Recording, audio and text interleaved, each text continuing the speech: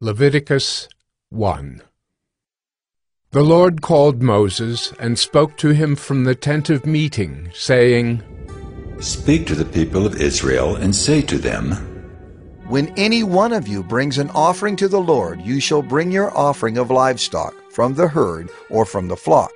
If his offering is a burnt offering from the herd, he shall offer a male without blemish. He shall bring it to the entrance of the tent of meeting, that he may be accepted before the Lord. He shall lay his hand on the head of the burnt offering, and it shall be accepted for him to make atonement for him. Then he shall kill the bull before the Lord, and Aaron's sons, the priests, shall bring the blood and throw the blood against the sides of the altar that is at the entrance of the tent of meeting. Then he shall flay the burnt offering and cut it into pieces. And the sons of Aaron, the priest, shall put fire on the altar and arrange wood on the fire. And Aaron's sons, the priests, shall arrange the pieces, the head and the fat on the wood that is on the fire on the altar. But its entrails and its legs he shall wash with water. And the priest shall burn all of it on the altar, as a burnt offering, a food offering, with a pleasing aroma to the Lord. If his gift for a burnt offering is from the flock, from the sheep or goats, he shall bring a male without blemish, and he shall kill it on the north side of the altar before the Lord. And Aaron's sons, the priests, shall throw its blood against the sides of the altar. And he shall cut it into pieces, with its head and its fat, and the priest shall arrange them on the wood that is on the fire on the altar. But the entrails and the legs he shall wash with water, and the priest shall offer all of it and burn it on the altar. It is a burnt offering, a food offering with a pleasing aroma to the Lord. If his offering to the Lord is a burnt offering of birds, then he shall bring his offering of turtle doves or pigeons, and the priest shall bring it to the altar and wring off its head and burn it on the altar. Its blood shall be drained out on the side of the altar. He shall remove its crop with its contents and cast it beside the altar on the east side, in the place for ashes. He shall tear it open by its wings, but shall not sever it completely. And the priest shall burn it on the altar, on the wood that is on the fire. It is a burnt offering, a food offering, with a pleasing aroma to the Lord.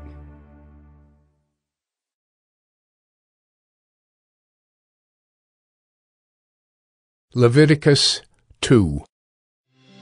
When anyone brings a grain offering as an offering to the Lord, his offering shall be of fine flour. He shall pour oil on it, and put frankincense on it, and bring it to Aaron's sons, the priests. And he shall take from it a handful of the fine flour and oil, with all of its frankincense, and the priest shall burn this as its memorial portion on the altar, a food offering, with a pleasing aroma to the Lord. But the rest of the grain offering shall be for Aaron and his sons. It is a most holy part of the Lord's food offerings. When you bring a grain offering baked in the oven as an offering, it shall be unleavened loaves of fine flour mixed with oil, or unleavened wafers smeared with oil. And if your offering is a grain offering baked on a griddle, it shall be of fine flour, unleavened, mixed with oil. You shall break it in pieces and pour oil on it. It is a grain offering. And if your offering is a grain offering cooked in a pan, it shall be made of fine flour with oil. And you shall bring the grain offering that is made of these things to the Lord. And when it is presented to the priest, he shall bring it to the altar. And the priest shall take from the grain offering its memorial portion, and burn this on the altar, a food offering with a pleasing aroma to the Lord. But the rest of the grain offering shall be for Aaron and his sons. It is a most holy part of the Lord's food offerings. No grain offering that you bring to the Lord shall be made with leaven, for you shall burn no leaven nor any honey as a food offering to the Lord. As an offering of firstfruits you may bring them to the Lord, but they shall not be offered on the altar for a pleasing aroma. You shall season all your grain offerings with salt. You shall not let the salt of the covenant with your God be missing from your grain offering. With all your offerings you shall offer salt. If you offer a grain offering of firstfruits to the Lord, you shall offer for the grain offering of your firstfruits fresh ears, roasted with fire, crushed new grain, And you shall put oil on it, and lay frankincense on it. It is a grain offering. And the priest shall burn as its memorial portion some of the crushed grain, and some of the oil with all of its frankincense. It is a food offering to the Lord.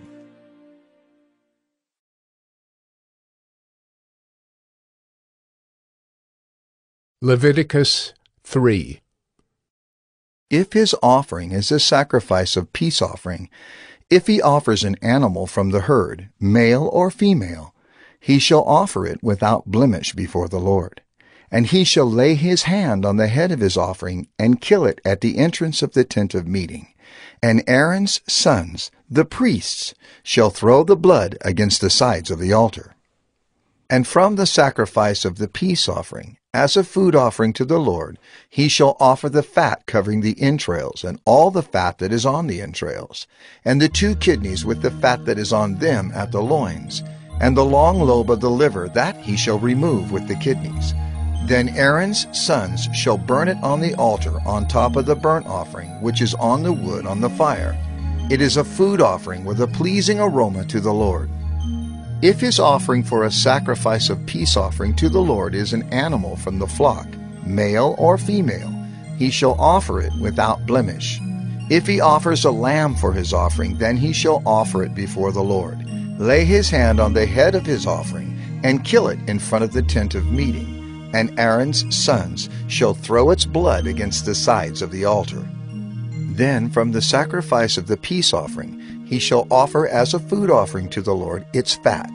He shall remove the whole fat tail, cut off close to the backbone, and the fat that covers the entrails, and all the fat that is on the entrails, and the 2 kidneys with the fat that is on them at the loins, and the long lobe of the liver, that he shall remove with the kidneys. And the priest shall burn it on the altar as a food offering to the Lord. If his offering is a goat, then he shall offer it before the Lord, and lay his hand on its head and kill it in front of the tent of meeting. And the sons of Aaron shall throw its blood against the sides of the altar. Then he shall offer from it, as his offering for a food offering to the Lord, the fat covering the entrails, and all the fat that is on the entrails, and the 2 kidneys with the fat that is on them at the loins, and the long lobe of the liver, that he shall remove with the kidneys. And the priest shall burn them on the altar as a food offering with a pleasing aroma. All fat is the Lord's. It shall be a statute forever throughout your generations, in all your dwelling places, that you eat neither fat nor blood.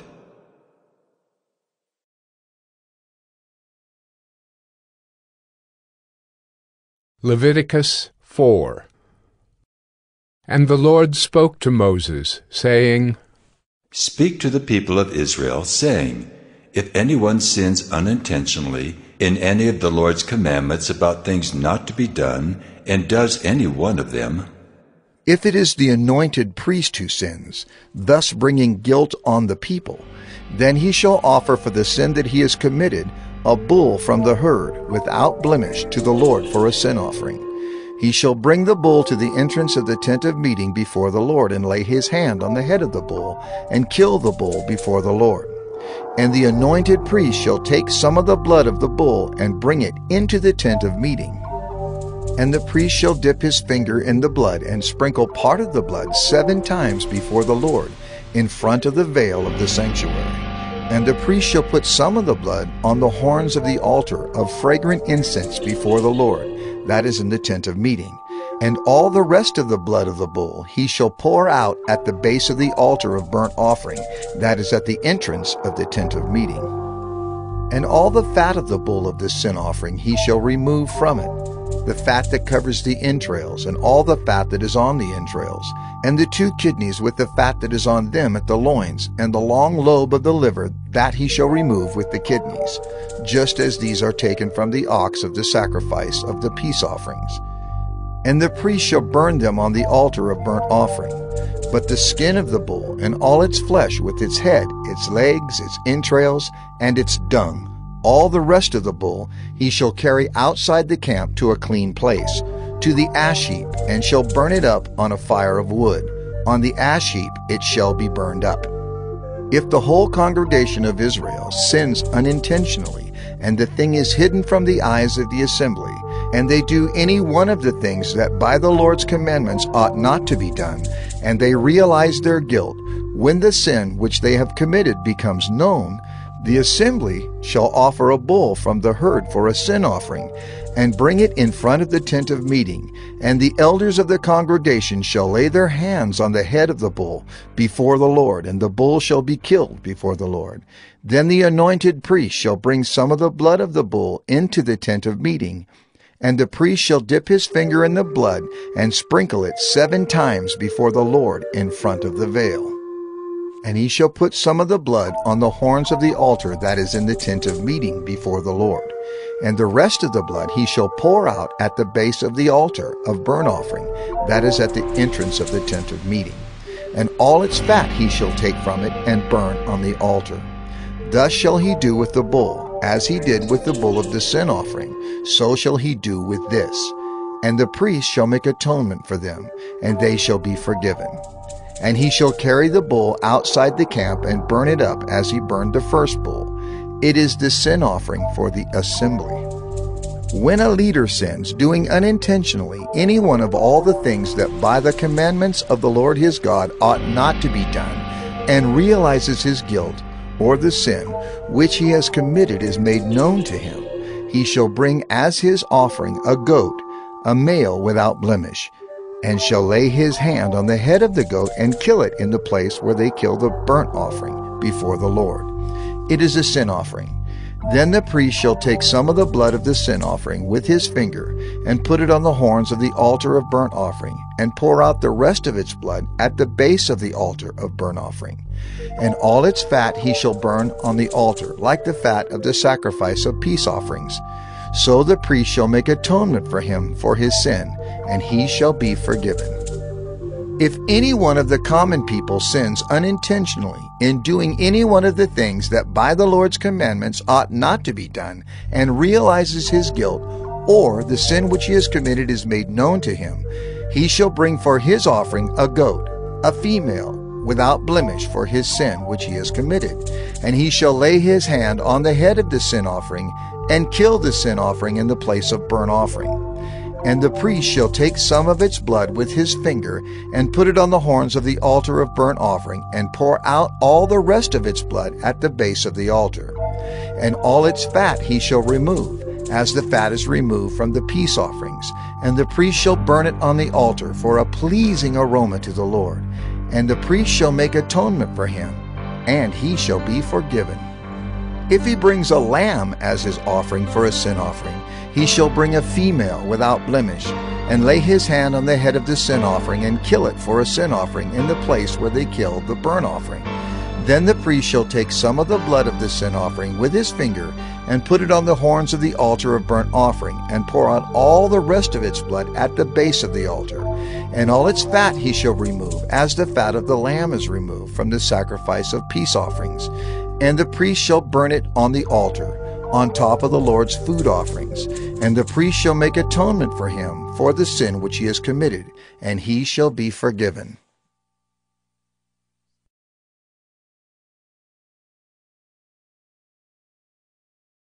Leviticus 5. If anyone sins in that he hears a public adjuration to testify, and though he is a witness whether he has seen or come to know the matter, yet does not speak, he shall bear his iniquity. Or if anyone touches an unclean thing, whether a carcass of an unclean wild animal, or a carcass of unclean livestock, or a carcass of unclean swarming things, and it is hidden from him, and he has become unclean, and he realizes his guilt, or if he touches human uncleanness, of whatever sort the uncleanness may be with which one becomes unclean, and it is hidden from him, when he comes to know it and realizes his guilt, or if anyone utters with his lips a rash oath to do evil or to do good, any sort of rash oath that people swear, and it is hidden from him, when he comes to know it and he realizes his guilt in any of these, when he realizes his guilt in any of these and confesses the sin he has committed, he shall bring to the Lord as his compensation for the sin that he has committed a female from the flock, a lamb or a goat for a sin offering, and the priest shall make atonement for him for his sin. But if he cannot afford a lamb, then he shall bring to the Lord as his compensation for the sin that he has committed 2 turtle doves or 2 pigeons, one for a sin offering and the other for a burnt offering. He shall bring them to the priest, who shall offer first the one for the sin offering. He shall wring its head from its neck, but shall not sever it completely. And he shall sprinkle some of the blood of the sin offering on the side of the altar, while the rest of the blood shall be drained out at the base of the altar. It is a sin offering. Then he shall offer the second for a burnt offering according to the rule, and the priest shall make atonement for him for the sin that he has committed, and he shall be forgiven. But if he cannot afford 2 turtle doves or 2 pigeons, then he shall bring as his offering for the sin that he has committed 1/10 of an ephah of fine flour for a sin offering. He shall put no oil on it, and shall put no frankincense on it, for it is a sin offering. And he shall bring it to the priest, and the priest shall take a handful of it as its memorial portion, and burn this on the altar on the Lord's food offerings. It is a sin offering. Thus the priest shall make atonement for him for the sin which he has committed in any one of these things, and he shall be forgiven. And the remainder shall be for the priest, as in the grain offering. The Lord spoke to Moses, saying, If anyone commits a breach of faith and sins unintentionally in any of the holy things of the Lord, he shall bring to the Lord as his compensation a ram without blemish out of the flock, valued in silver shekels, according to the shekel of the sanctuary for a guilt offering. He shall also make restitution for what he has done amiss in the holy thing, and shall add 1/5 to it, and give it to the priest, and the priest shall make atonement for him with the ram of the guilt offering, and he shall be forgiven. If anyone sins, doing any of the things that by the Lord's commandments ought not to be done, though he did not know it, then realizes his guilt, he shall bear his iniquity. He shall bring to the priest a ram without blemish out of the flock, or its equivalent for a guilt offering, and the priest shall make atonement for him for the mistake that he made unintentionally, and he shall be forgiven. It is a guilt offering. He has indeed incurred guilt before the Lord.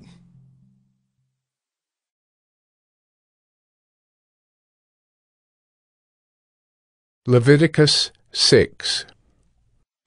The Lord spoke to Moses, saying, If anyone sins and commits a breach of faith against the Lord by deceiving his neighbor, In a matter of deposit or security, or through robbery, or if he has oppressed his neighbor or has found something lost and lied about it, swearing falsely, in any of all the things that people do and sin thereby, if he has sinned and has realized his guilt and will restore what he took by robbery, or what he got by oppression, or the deposit that was committed to him, or the lost thing that he found, or anything about which he has sworn falsely, he shall restore it in full, and shall add 1/5 to it, and give it to him to whom it belongs, on the day he realizes his guilt. And he shall bring to the priest as his compensation to the Lord a ram without blemish out of the flock, or its equivalent for a guilt offering. And the priest shall make atonement for him before the Lord, and he shall be forgiven for any of the things that one may do and thereby become guilty. The Lord spoke to Moses, saying, Command Aaron and his sons, saying, This is the law of the burnt offering. The burnt offering shall be on the hearth on the altar all night until the morning. And the fire of the altar shall be kept burning on it, and the priest shall put on his linen garment, and put his linen undergarment on his body, and he shall take up the ashes to which the fire has reduced the burnt offering on the altar, and put them beside the altar. Then he shall take off his garments, and put on other garments, and carry the ashes outside the camp to a clean place. The fire on the altar shall be kept burning on it. It shall not go out. The priest shall burn wood on it every morning, and he shall arrange the burnt offering on it, and shall burn on it the fat of the peace offerings. Fire shall be kept burning on the altar continually. It shall not go out. And this is the law of the grain offering. The sons of Aaron shall offer it before the Lord in front of the altar. And one shall take from it a handful of the fine flour of the grain offering, and its oil, and all the frankincense that is on the grain offering, and burn this as its memorial portion on the altar, a pleasing aroma to the Lord. And the rest of it Aaron and his sons shall eat. It shall be eaten unleavened, in a holy place. In the court of the tent of meeting they shall eat it. It shall not be baked with leaven. I have given it as their portion of my food offerings. It is a thing most holy, like the sin offering and the guilt offering. Every male among the children of Aaron may eat of it, as decreed forever throughout your generations from the Lord's food offerings. Whatever touches them shall become holy. The Lord spoke to Moses, saying, This is the offering that Aaron and his sons shall offer to the Lord on the day when he is anointed. A tenth of an ephah of fine flour as a regular grain offering, half of it in the morning and half in the evening. It shall be made with oil on a griddle. You shall bring it well mixed in baked pieces like a grain offering, and offer it for a pleasing aroma to the Lord. The priest from among Aaron's sons, who is anointed to succeed him, shall offer it to the Lord as decreed forever. The whole of it shall be burned. Every grain offering of a priest shall be wholly burned. It shall not be eaten. The Lord spoke to Moses, saying, Speak to Aaron and his sons, saying, This is the law of the sin offering. In the place where the burnt offering is killed shall the sin offering be killed before the Lord. It is most holy. The priest who offers it for sin shall eat it. In a holy place it shall be eaten, in the court of the tent of meeting. Whatever touches its flesh shall be holy. And when any of its blood is splashed on a garment, you shall wash that on which it was splashed in a holy place. And the earthenware vessel in which it is boiled shall be broken. But if it is boiled in a bronze vessel, that shall be scoured and rinsed in water. Every male among the priests may eat of it. It is most holy. But no sin offering shall be eaten from which any blood is brought into the tent of meeting to make atonement in the holy place. It shall be burned up with fire.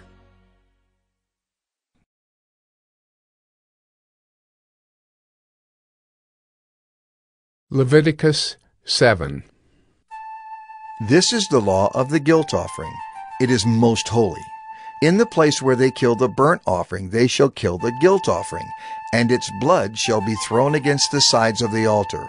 And all its fat shall be offered, the fat tail, the fat that covers the entrails, the 2 kidneys with the fat that is on them at the loins, and the long lobe of the liver that he shall remove with the kidneys.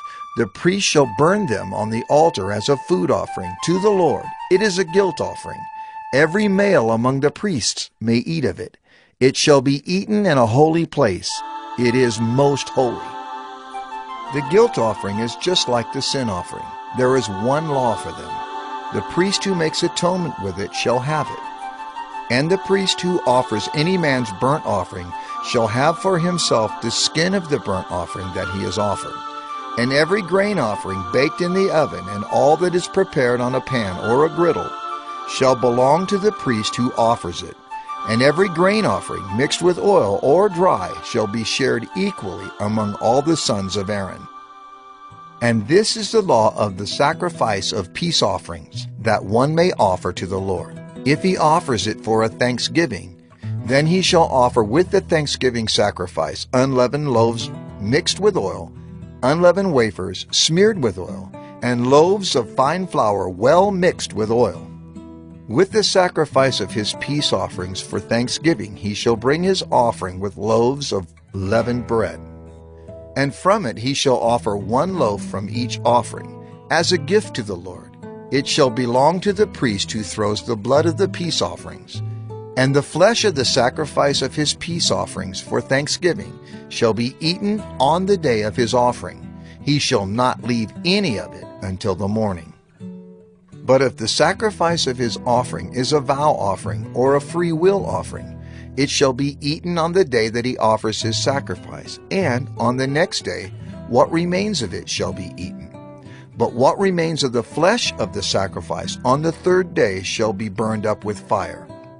If any of the flesh of the sacrifice of his peace offering is eaten on the third day, he who offers it shall not be accepted, neither shall it be credited to him. It is tainted, and he who eats of it shall bear his iniquity.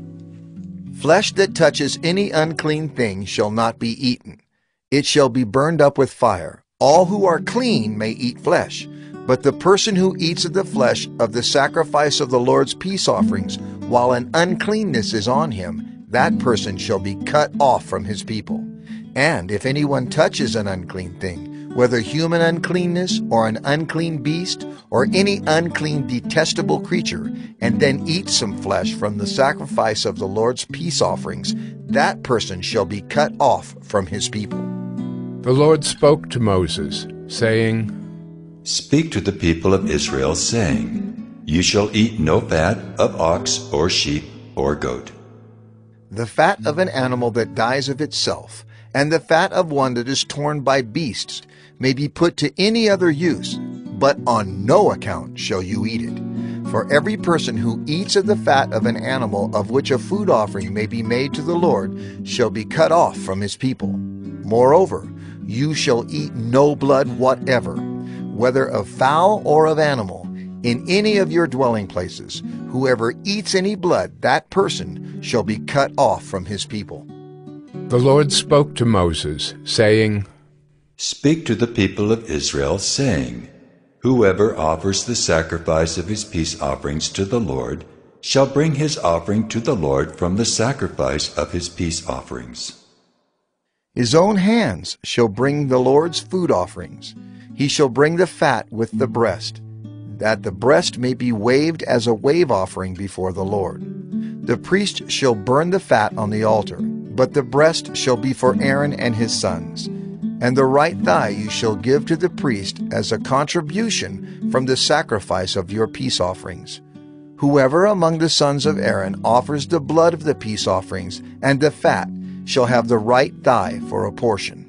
For the breast that is waved and the thigh that is contributed I have taken from the people of Israel out of the sacrifices of their peace offerings, and have given them to Aaron the priest and to his sons as a perpetual due from the people of Israel.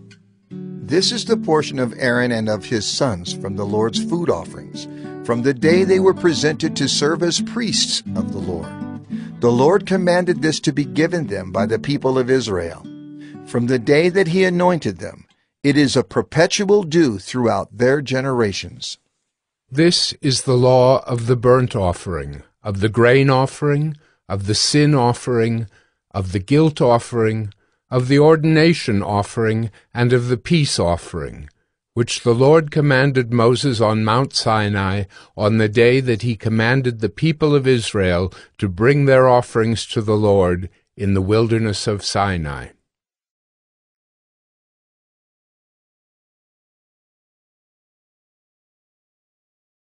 Leviticus 8. The Lord spoke to Moses, saying, Take Aaron and his sons with him, and the garments and the anointing oil, and the bull of the sin offering, and the 2 rams and the basket of unleavened bread, and assemble all the congregation at the entrance of the tent of meeting. And Moses did as the Lord commanded him, and the congregation was assembled at the entrance of the tent of meeting. And Moses said to the congregation, This is the thing that the Lord has commanded to be done. And Moses brought Aaron and his sons, and washed them with water. And he put the coat on him, and tied the sash around his waist, and clothed him with the robe, and put the ephod on him, and tied the skillfully woven band of the ephod around him, binding it to him with the band. And he placed the breastpiece on him, and in the breastpiece he put the Urim and the Thummim. And he set the turban on his head, and on the turban in front he set the golden plate, the holy crown, as the Lord commanded Moses. Then Moses took the anointing oil, and anointed the tabernacle and all that was in it, and consecrated them. And he sprinkled some of it on the altar 7 times, and anointed the altar and all its utensils, and the basin and its stand, to consecrate them.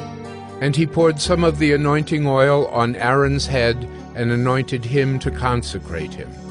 And Moses brought Aaron's sons and clothed them with coats and tied sashes around their waists and bound caps on them, as the Lord commanded Moses. Then he brought the bull of the sin offering, and Aaron and his sons laid their hands on the head of the bull of the sin offering. And he killed it, and Moses took the blood, and with his finger put it on the horns of the altar around it, and purified the altar, and poured out the blood at the base of the altar, and consecrated it to make atonement for it. And he took all the fat that was on the entrails, and the long lobe of the liver, and the 2 kidneys with their fat, and Moses burned them on the altar. But the bull, and its skin, and its flesh, and its dung, he burned up with fire outside the camp, as the Lord commanded Moses. Then he presented the ram of the burnt offering, and Aaron and his sons laid their hands on the head of the ram, and he killed it. And Moses threw the blood against the sides of the altar. He cut the ram into pieces, and Moses burned the head and the pieces and the fat. He washed the entrails and the legs with water, and Moses burned the whole ram on the altar. It was a burnt offering with a pleasing aroma, a food offering for the Lord, as the Lord commanded Moses. Then he presented the other ram, the ram of ordination, and Aaron and his sons laid their hands on the head of the ram, and he killed it. And Moses took some of its blood and put it on the lobe of Aaron's right ear, and on the thumb of his right hand, and on the big toe of his right foot. Then he presented Aaron's sons, and Moses put some of the blood on the lobes of their right ears, and on the thumbs of their right hands, and on the big toes of their right feet. And Moses threw the blood against the sides of the altar. Then he took the fat and the fat tail, and all the fat that was on the entrails, and the long lobe of the liver, and the 2 kidneys with their fat, and the right thigh. And out of the basket of unleavened bread that was before the Lord, he took 1 unleavened loaf, and 1 loaf of bread with oil, and 1 wafer, and placed them on the pieces of fat and on the right thigh. And he put all these in the hands of Aaron and in the hands of his sons, and waved them as a wave offering before the Lord. Then Moses took them from their hands and burned them on the altar with the burnt offering. This was an ordination offering with a pleasing aroma, a food offering to the Lord. And Moses took the breast and waved it for a wave offering before the Lord. It was Moses' portion of the ram of ordination, as the Lord commanded Moses. Then Moses took some of the anointing oil and of the blood that was on the altar, and sprinkled it on Aaron and his garments, and also on his sons and his sons' garments. So he consecrated Aaron and his garments, and his sons' garments with him. And Moses said to Aaron and his sons, Boil the flesh at the entrance of the tent of meeting, and there eat it, and the bread that is in the basket of ordination offerings, as I commanded, saying, Aaron and his sons shall eat it, and what remains of the flesh and the bread you shall burn up with fire. And you shall not go outside the entrance of the tent of meeting for 7 days, until the days of your ordination are completed, for it will take 7 days to ordain you. As has been done today, the Lord has commanded to be done to make atonement for you. At the entrance of the tent of meeting you shall remain day and night for 7 days, performing what the Lord has charged, so that you do not die.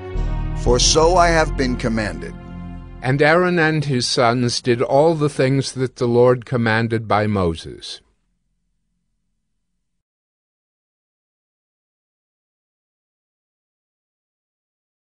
Leviticus 9. On the 8th day Moses called Aaron and his sons and the elders of Israel, and he said to Aaron, Take for yourself a bull calf for a sin offering, and a ram for a burnt offering, both without blemish, and offer them before the Lord, and say to the people of Israel, Take a male goat for a sin offering, and a calf and a lamb, both a year old, without blemish, for a burnt offering, and an ox and a ram for peace offerings, to sacrifice before the Lord, and a grain offering mixed with oil. For today the Lord will appear to you. And they brought what Moses commanded in front of the tent of meeting, and all the congregation drew near and stood before the Lord. And Moses said, This is the thing that the Lord commanded you to do, that the glory of the Lord may appear to you. Then Moses said to Aaron, Draw near to the altar and offer your sin offering and your burnt offering, and make atonement for yourself and for the people, and bring the offering of the people and make atonement for them, as the Lord has commanded. So Aaron drew near to the altar and killed the calf of the sin offering, which was for himself. And the sons of Aaron presented the blood to him, and he dipped his finger in the blood, and put it on the horns of the altar, and poured out the blood at the base of the altar. But the fat and the kidneys and the long lobe of the liver from the sin offering he burned on the altar, as the Lord commanded Moses. The flesh and the skin he burned up with fire outside the camp. Then he killed the burnt offering, and Aaron's sons handed him the blood, and he threw it against the sides of the altar. And they handed the burnt offering to him, piece by piece, and the head, and he burned them on the altar. And he washed the entrails and the legs, and burned them with the burnt offering on the altar. Then he presented the people's offering, and took the goat of the sin offering that was for the people, and killed it, and offered it as a sin offering like the first one. And he presented the burnt offering, and offered it according to the rule. And he presented the grain offering, took a handful of it, and burned it on the altar, besides the burnt offering of the morning. Then he killed the ox and the ram, the sacrifice of peace offerings for the people. And Aaron's sons handed him the blood, and he threw it against the sides of the altar. But the fat pieces of the ox and of the ram, the fat tail, and that which covers the entrails and the kidneys and the long lobe of the liver, they put the fat pieces on the breasts, and he burned the fat pieces on the altar. But the breasts and the right thigh Aaron waved for a wave offering before the Lord, as Moses commanded. Then Aaron lifted up his hands toward the people and blessed them. And he came down from offering the sin offering, and the burnt offering, and the peace offerings. And Moses and Aaron went into the tent of meeting, and when they came out they blessed the people, and the glory of the Lord appeared to all the people. And fire came out from before the Lord, and consumed the burnt offering and the pieces of fat on the altar. And when all the people saw it, they shouted, and fell on their faces.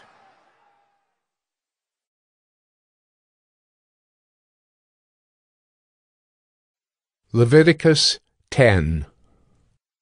Now Nadab and Abihu, the sons of Aaron, each took his censer, and put fire in it, and laid incense on it, and offered unauthorized fire before the Lord, which he had not commanded them. And fire came out from before the Lord, and consumed them, and they died before the Lord. Then Moses said to Aaron, This is what the Lord has said. Among those who are near me I will be sanctified, and before all the people I will be glorified. And Aaron held his peace. And Moses called Mishael and Elzaphan, the sons of Uzziel, the uncle of Aaron, and said to them, Come near. Carry your brothers away from the front of the sanctuary and out of the camp. So they came near, and carried them in their coats out of the camp, as Moses had said. And Moses said to Aaron and to Eleazar and Ithamar, his sons, Do not let the hair of your heads hang loose, and do not tear your clothes, lest you die and wrath come upon all the congregation. But let your brothers, the whole house of Israel, bewail the burning that the Lord has kindled, and do not go outside the entrance of the tent of meeting, lest you die, for the anointing oil of the Lord is upon you. And they did according to the word of Moses. And the Lord spoke to Aaron, saying, Drink no wine or strong drink, you or your sons with you, when you go into the tent of meeting, lest you die.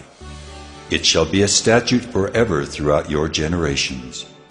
You are to distinguish between the holy and the common, and between the unclean and the clean. And you are to teach the people of Israel all the statutes that the Lord has spoken to them by Moses. Moses spoke to Aaron and to Eleazar and Ithamar, his surviving sons. Take the grain offering that is left of the Lord's food offerings, and eat it, unleavened, beside the altar, for it is most holy.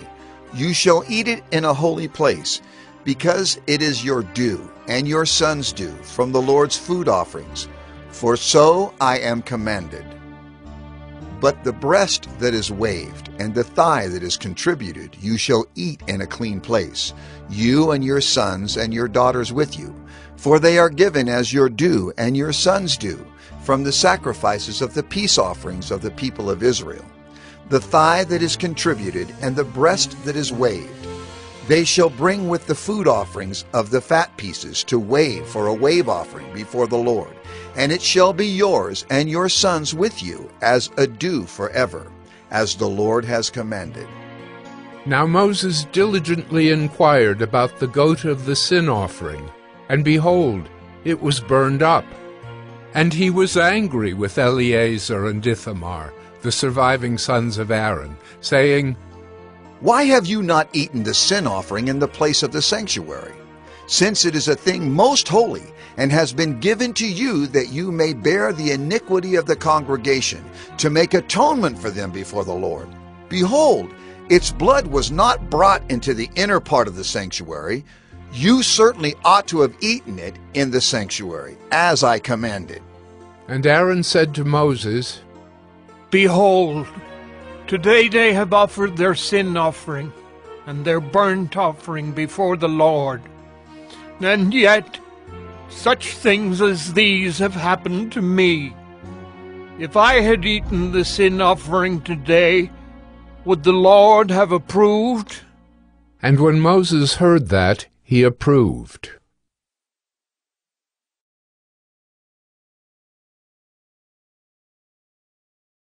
Leviticus 11.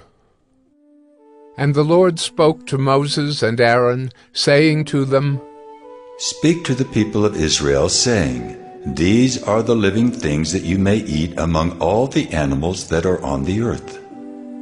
Whatever parts the hoof, and is cloven-footed, and chews the cud, among the animals you may eat. Nevertheless, among those that chew the cud or part the hoof, you shall not eat these. The camel, because it chews the cud but does not part the hoof, is unclean to you.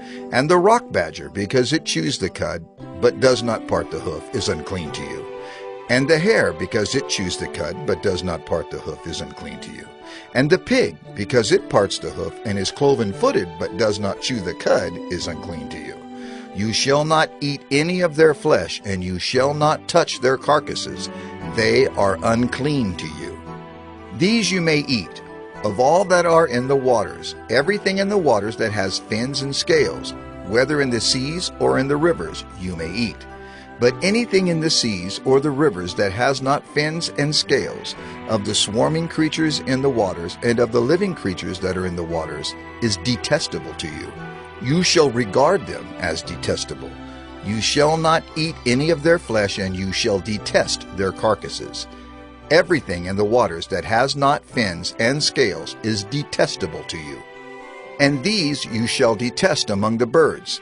They shall not be eaten. They are detestable.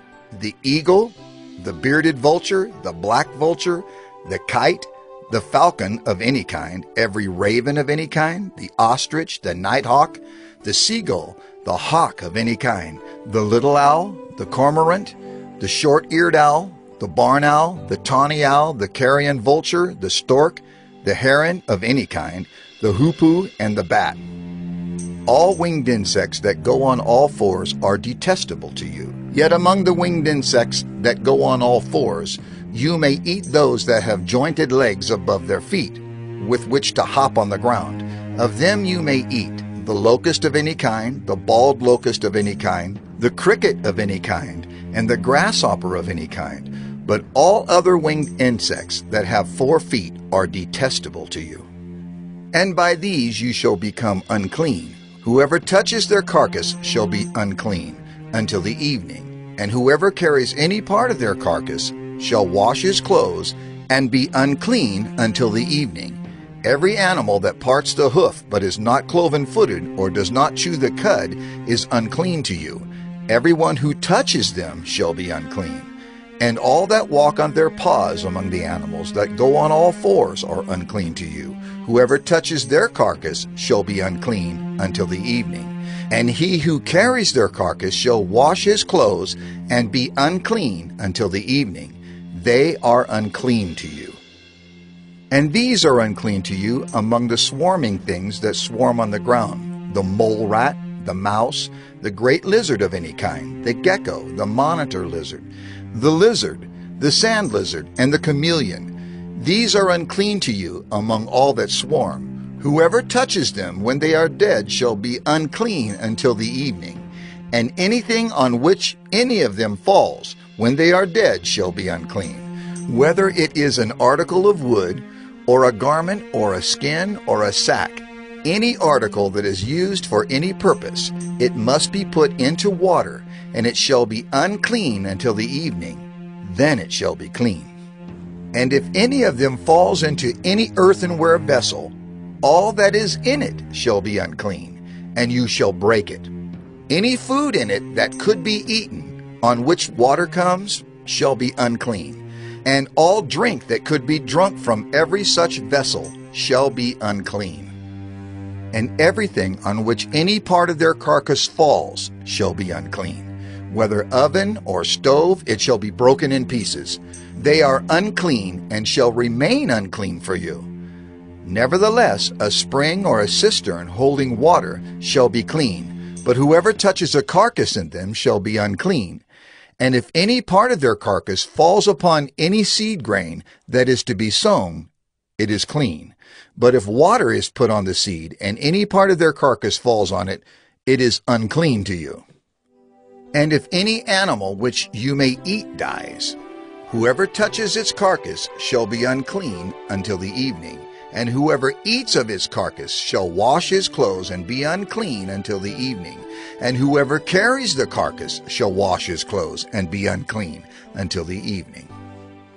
Every swarming thing that swarms on the ground is detestable. It shall not be eaten. Whatever goes on its belly, and whatever goes on all fours, or whatever has many feet, any swarming thing that swarms on the ground you shall not eat, for they are detestable. You shall not make yourselves detestable with any swarming thing that swarms, and you shall not defile yourselves with them, and become unclean through them. For I am the Lord your God. Consecrate yourselves therefore, and be holy, for I am holy. You shall not defile yourselves with any swarming thing that crawls on the ground. For I am the Lord who brought you up out of the land of Egypt to be your God. You shall therefore be holy, for I am holy. This is the law about beast and bird, and every living creature that moves through the waters, and every creature that swarms on the ground, to make a distinction between the unclean and the clean, and between the living creature that may be eaten and the living creature that may not be eaten.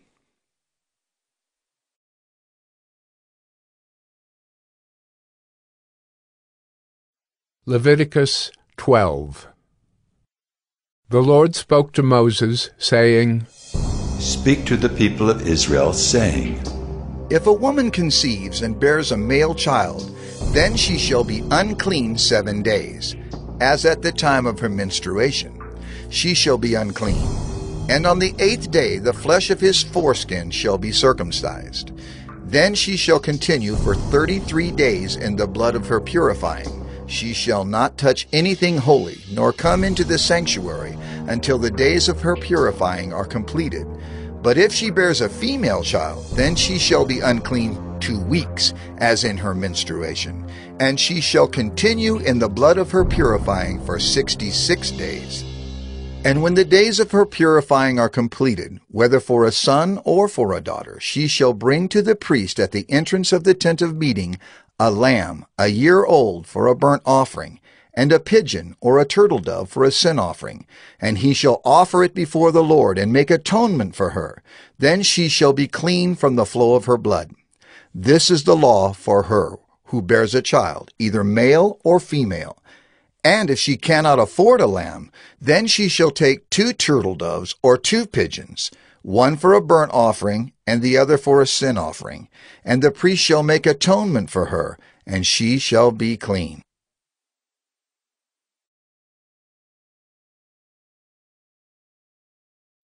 Leviticus 13.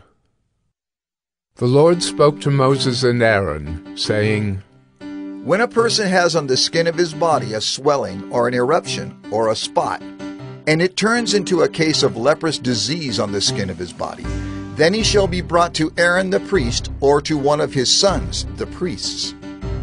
And the priest shall examine the diseased area on the skin of his body, and if the hair in the diseased area has turned white, and the disease appears to be deeper than the skin of his body, it is a case of leprous disease. When the priest has examined him, he shall pronounce him unclean. But if the spot is white in the skin of his body, and appears no deeper than the skin, and the hair in it has not turned white, the priest shall shut up the diseased person for 7 days. And the priest shall examine him on the 7th day. And if in his eyes the disease is checked, and the disease has not spread in the skin, then the priest shall shut him up for another 7 days. And the priest shall examine him again on the 7th day. And if the diseased area has faded, and the disease has not spread in the skin, then the priest shall pronounce him clean. It is only an eruption, and he shall wash his clothes and be clean. But if the eruption spreads in the skin, after he has shown himself to the priest for his cleansing, he shall appear again before the priest, and the priest shall look. And if the eruption has spread in the skin, then the priest shall pronounce him unclean. It is a leprous disease. When a man is afflicted with a leprous disease, he shall be brought to the priest, and the priest shall look. And if there is a white swelling in the skin that has turned the hair white, and there is raw flesh in the swelling, it is a chronic leprous disease in the skin of his body, and the priest shall pronounce him unclean. He shall not shut him up, for he is unclean. And if the leprous disease breaks out in the skin, so that the leprous disease covers all the skin of the diseased person from head to foot, so far as the priest can see, then the priest shall look. And if the leprous disease has covered all his body, he shall pronounce him clean of the disease. It has all turned white, and he is clean. But when raw flesh appears on him, he shall be unclean. And the priest shall examine the raw flesh and pronounce him unclean. Raw flesh is unclean, for it is a leprous disease. But if the raw flesh recovers and turns white again, then he shall come to the priest, and the priest shall examine him. And if the disease has turned white, then the priest shall pronounce the diseased person clean. He is clean. If there is in the skin of one's body a boil, and it heals, and in the place of the boil there comes a white swelling or a reddish white spot, then it shall be shown to the priest, and the priest shall look. And if it appears deeper than the skin, and its hair has turned white, then the priest shall pronounce him unclean. It is a case of leprous disease that has broken out in the boil. But if the priest examines it, and there is no white hair in it, and it is not deeper than the skin, but has faded, then the priest shall shut him up 7 days. And if it spreads in the skin, then the priest shall pronounce him unclean. It is a disease. But if the spot remains in one place and does not spread, it is the scar of the boil, and the priest shall pronounce him clean. Or when the body has a burn on its skin, and the raw flesh of the burn becomes a spot, reddish white or white, the priest shall examine it. And if the hair in the spot has turned white, and it appears deeper than the skin, then it is a leprous disease. It has broken out in the burn, and the priest shall pronounce him unclean. It is a case of leprous disease. But if the priest examines it, and there is no white hair in the spot, and it is no deeper than the skin, but has faded, the priest shall shut him up 7 days, and the priest shall examine him the 7th day. If it is spreading in the skin, then the priest shall pronounce him unclean. It is a case of leprous disease. But if the spot remains in one place and does not spread in the skin, but has faded, it is a swelling from the burn, and the priest shall pronounce him clean, for it is the scar of the burn. When a man or woman has a disease on the head or the beard, the priest shall examine the disease, and if it appears deeper than the skin, and the hair in it is yellow and thin, then the priest shall pronounce him unclean. It is an itch, a leprous disease of the head or the beard. And if the priest examines the itching disease, and it appears no deeper than the skin, and there is no black hair in it, then the priest shall shut up the person with the itching disease for 7 days.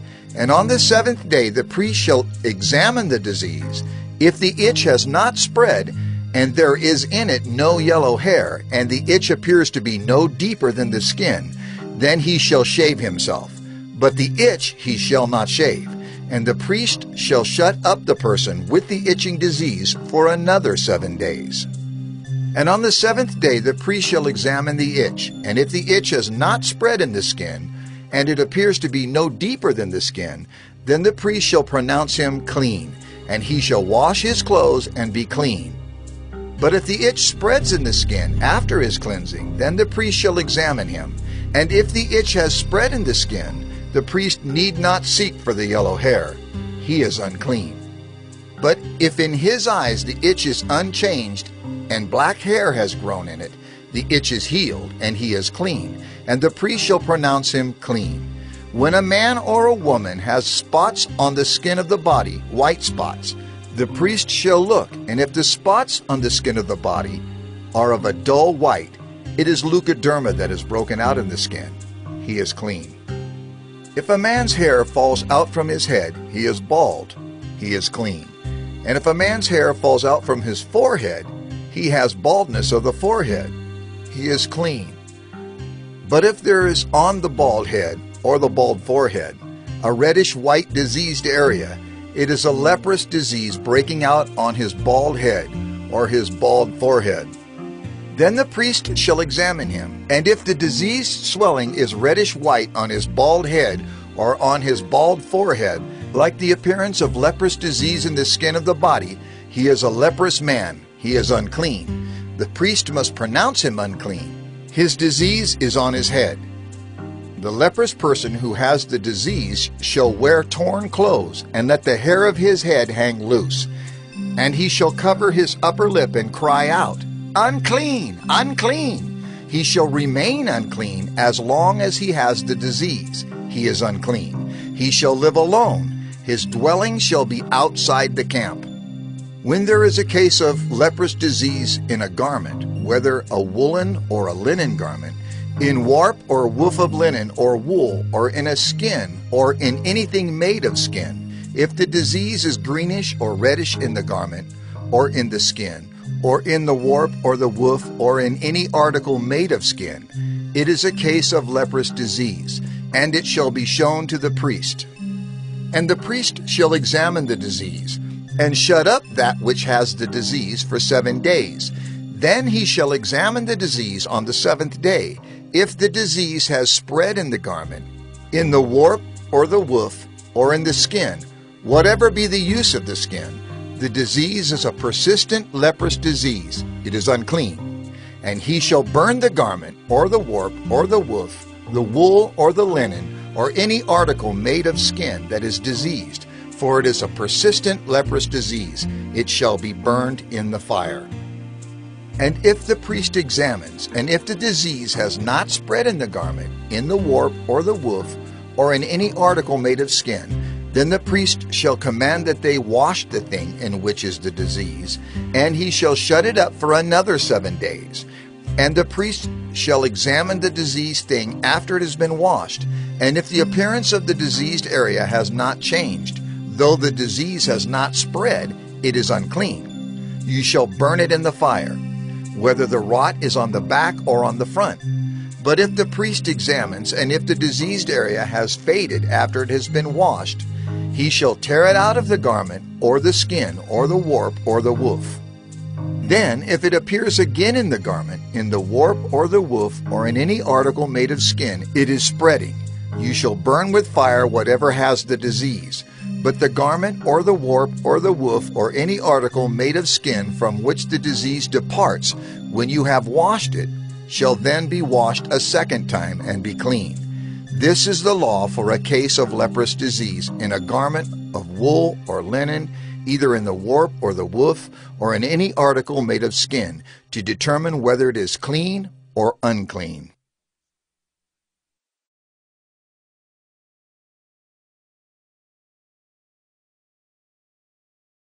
Leviticus 14. The Lord spoke to Moses, saying, This shall be the law of the leprous person for the day of his cleansing. He shall be brought to the priest, and the priest shall go out of the camp, and the priest shall look. Then, if the case of leprous disease is healed in the leprous person, the priest shall command them to take for him who is to be cleansed 2 live clean birds, and cedar wood, and scarlet yarn, and hyssop. And the priest shall command them to kill one of the birds in an earthenware vessel over fresh water. He shall take the live bird with the cedar wood, and the scarlet yarn, and the hyssop, and dip them and the live bird in the blood of the bird that was killed over the fresh water. And he shall sprinkle it 7 times on him who is to be cleansed of the leprous disease. Then he shall pronounce him clean, and shall let the living bird go into the open field. And he who is to be cleansed shall wash his clothes, and shave off all his hair, and bathe himself in water, and he shall be clean. And after that he may come into the camp, but live outside his tent 7 days. And on the 7th day he shall shave off all his hair from his head, his beard, and his eyebrows. He shall shave off all his hair, and then he shall wash his clothes, and bathe his body in water, and he shall be clean. And on the 8th day he shall take 2 male lambs without blemish, and 1 ewe lamb a year old without blemish, and a grain offering of 3/10 of an ephah of fine flour mixed with oil, and 1 log of oil. And the priest who cleanses him shall set the man who is to be cleansed and these things before the Lord at the entrance of the tent of meeting. And the priest shall take 1 of the male lambs and offer it for a guilt offering, along with the log of oil, and wave them for a wave offering before the Lord. And he shall kill the lamb in the place where they kill the sin offering and the burnt offering, in the place of the sanctuary. For the guilt offering, like the sin offering, belongs to the priest. It is most holy. The priest shall take some of the blood of the guilt offering, and the priest shall put it on the lobe of the right ear of him who is to be cleansed, and on the thumb of his right hand, and on the big toe of his right foot. Then the priest shall take some of the log of oil, and pour it into the palm of his own left hand, and dip his right finger in the oil that is in his left hand, and sprinkle some oil with his finger 7 times before the Lord. And some of the oil that remains in his hand the priest shall put on the lobe of the right ear of him who is to be cleansed, and on the thumb of his right hand, and on the big toe of his right foot, on top of the blood of the guilt offering. And the rest of the oil that is in the priest's hand he shall put on the head of him who is to be cleansed. Then the priest shall make atonement for him before the Lord. The priest shall offer the sin offering to make atonement for him who is to be cleansed from his uncleanness, and afterward he shall kill the burnt offering, and the priest shall offer the burnt offering and the grain offering on the altar. Thus the priest shall make atonement for him, and he shall be clean. But if he is poor and cannot afford so much, then he shall take 1 male lamb for a guilt offering to be waved, to make atonement for him, and 1/10 of an ephah of fine flour mixed with oil for a grain offering, and a log of oil. Also 2 turtle doves or 2 pigeons, whichever he can afford. The one shall be a sin offering, and the other a burnt offering.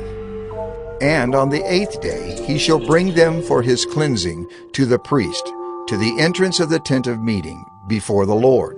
And the priest shall take the lamb of the guilt offering and the log of oil, and the priest shall wave them for a wave offering before the Lord.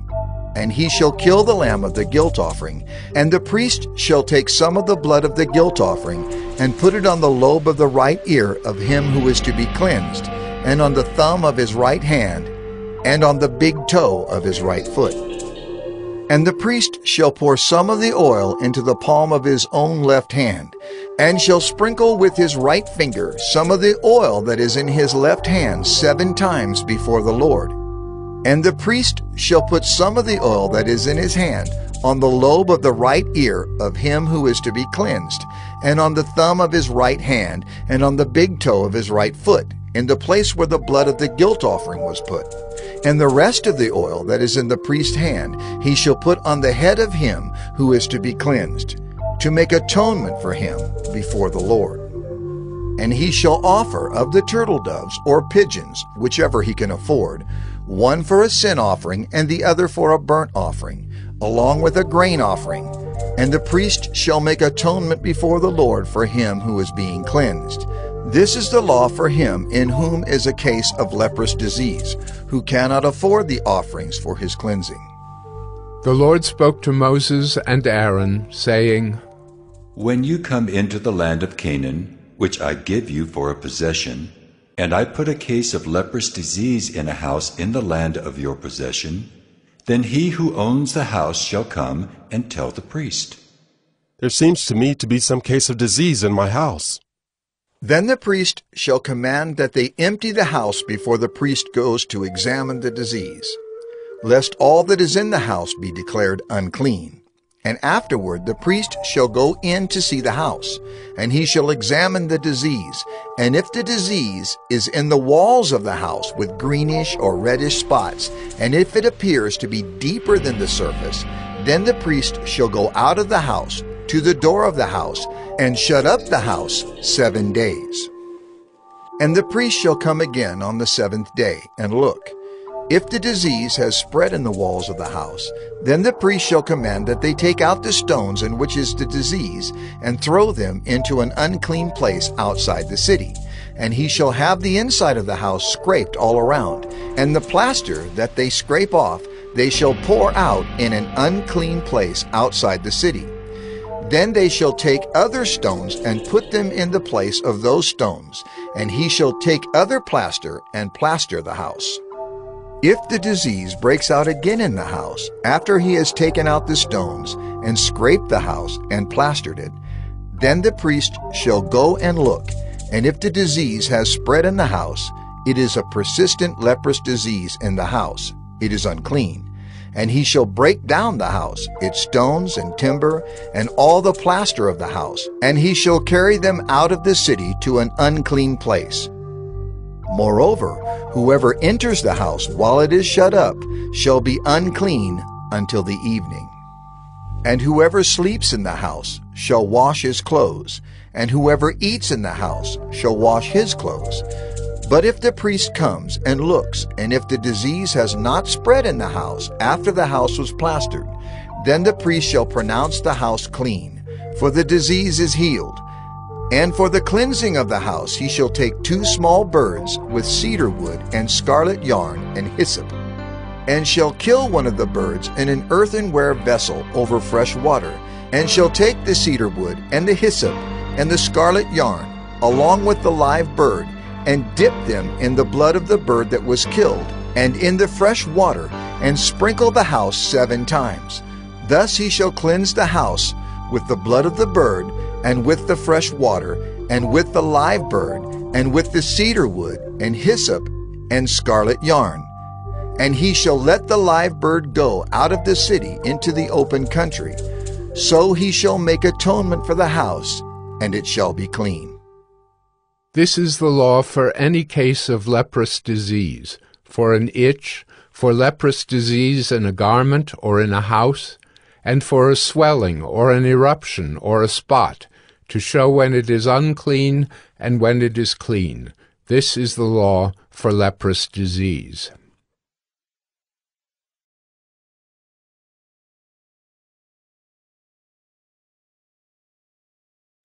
Leviticus 15. The Lord spoke to Moses and Aaron, saying, Speak to the people of Israel and say to them, When any man has a discharge from his body, his discharge is unclean, and this is the law of his uncleanness for a discharge. Whether his body runs with his discharge, or his body is blocked up by his discharge, it is his uncleanness. Every bed on which the one with the discharge lies shall be unclean, and everything on which he sits shall be unclean. And anyone who touches his bed shall wash his clothes and bathe himself in water, and be unclean until the evening. And whoever sits on anything on which the one with the discharge has sat shall wash his clothes and bathe himself in water, and be unclean until the evening.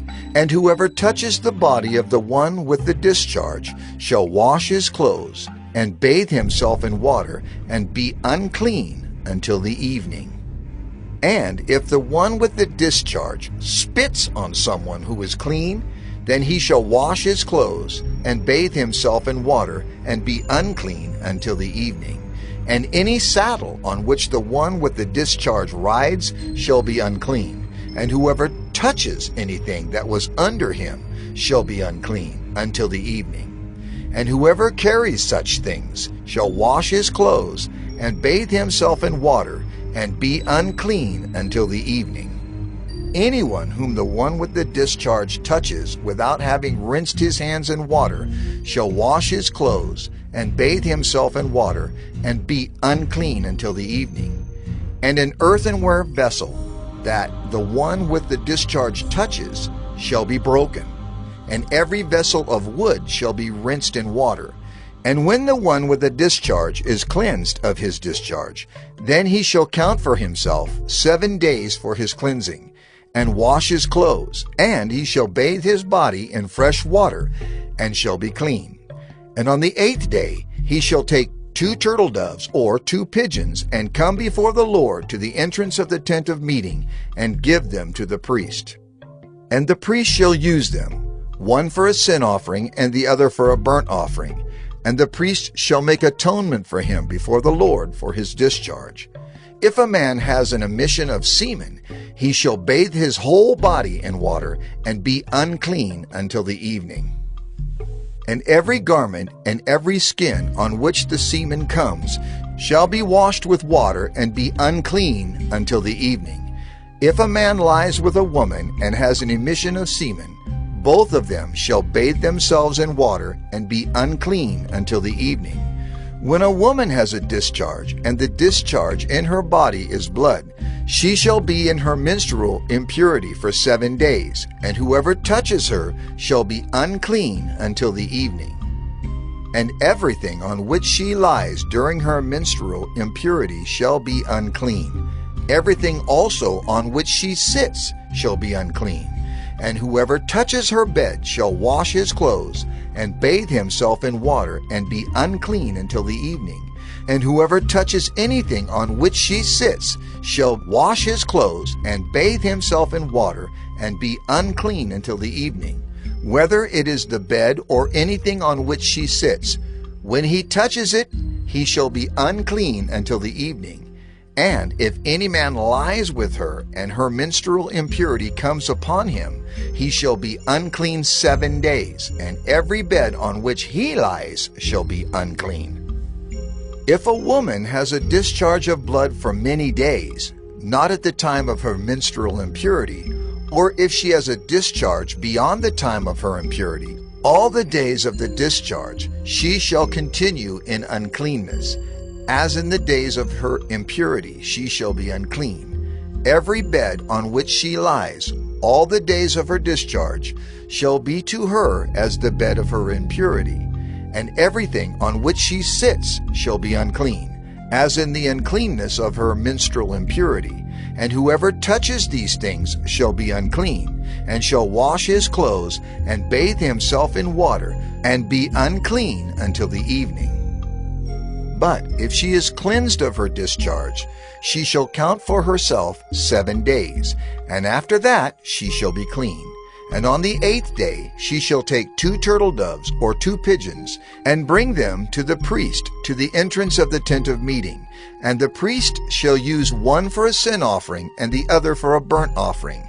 And the priest shall make atonement for her before the Lord for her unclean discharge. Thus you shall keep the people of Israel separate from their uncleanness, lest they die in their uncleanness by defiling my tabernacle that is in their midst. This is the law for him who has a discharge, and for him who has an emission of semen, becoming unclean thereby. Also for her who is unwell with her menstrual impurity, that is, for anyone, male or female, who has a discharge, and for the man who lies with a woman who is unclean.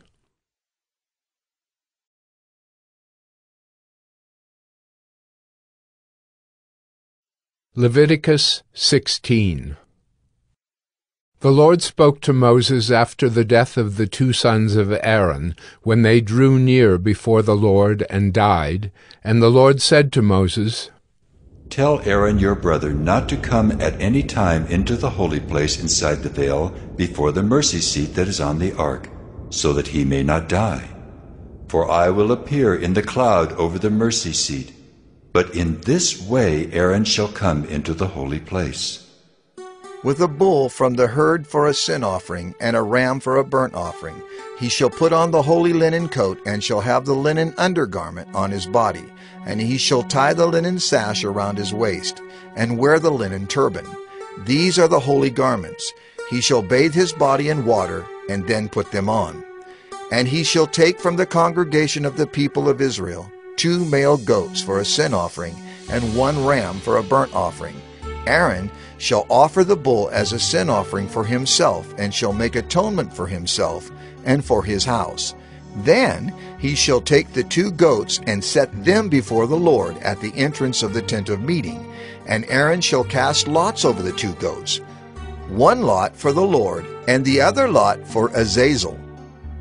And Aaron shall present the goat on which the lot fell for the Lord, and use it as a sin offering. But the goat on which the lot fell for Azazel shall be presented alive before the Lord, to make atonement over it, that it may be sent away into the wilderness to Azazel. Aaron shall present the bull as a sin offering for himself, and shall make atonement for himself and for his house. He shall kill the bull as a sin offering for himself, and he shall take a censer full of coals of fire from the altar before the Lord, and 2 handfuls of sweet incense beaten small, and he shall bring it inside the veil, and put the incense on the fire before the Lord, that the cloud of the incense may cover the mercy seat, that is, over the testimony, so that he does not die. And he shall take some of the blood of the bull, and sprinkle it with his finger on the front of the mercy seat, on the east side. And in front of the mercy seat he shall sprinkle some of the blood with his fingers 7 times. Then he shall kill the goat of the sin offering, that is for the people, and bring its blood inside the veil, and do with its blood as he did with the blood of the bull, sprinkling it over the mercy seat and in front of the mercy seat. Thus he shall make atonement for the holy place, because of the uncleannesses of the people of Israel, and because of their transgressions, all their sins. And so he shall do for the tent of meeting, which dwells with them in the midst of their uncleannesses. No one may be in the tent of meeting from the time he enters to make atonement in the holy place, until he comes out and has made atonement for himself and for his house and for all the assembly of Israel. Then he shall go out to the altar that is before the Lord, and make atonement for it, and shall take some of the blood of the bull and some of the blood of the goat, and put it on the horns of the altar all around. And he shall sprinkle some of the blood on it with his finger 7 times, and cleanse it and consecrate it from the uncleannesses of the people of Israel. And when he has made an end of atoning for the holy place and the tent of meeting and the altar, he shall present the live goat. And Aaron shall lay both his hands on the head of the live goat, and confess over it all the iniquities of the people of Israel. and all their transgressions, all their sins. And he shall put them on the head of the goat, and send it away into the wilderness by the hand of a man who is in readiness. The goat shall bear all their iniquities on itself to a remote area, and he shall let the goat go free in the wilderness. Then Aaron shall come into the tent of meeting, and shall take off the linen garments that he put on when he went into the holy place, and shall leave them there. And he shall bathe his body in water in a holy place, and put on his garments, and come out and offer his burnt offering, and the burnt offering of the people, and make atonement for himself and for the people. And the fat of the sin offering he shall burn on the altar. And he who lets the goat go to Azazel shall wash his clothes and bathe his body in water, and afterward he may come into the camp. And the bull for the sin offering, and the goat for the sin offering, whose blood was brought in to make atonement in the holy place, shall be carried outside the camp. Their skin and their flesh and their dung shall be burned up with fire. And he who burns them shall wash his clothes and bathe his body in water, and afterward he may come into the camp. And it shall be a statute to you forever, that in the 7th month, on the 10th day of the month, you shall afflict yourselves, and shall do no work, either the native or the stranger who sojourns among you.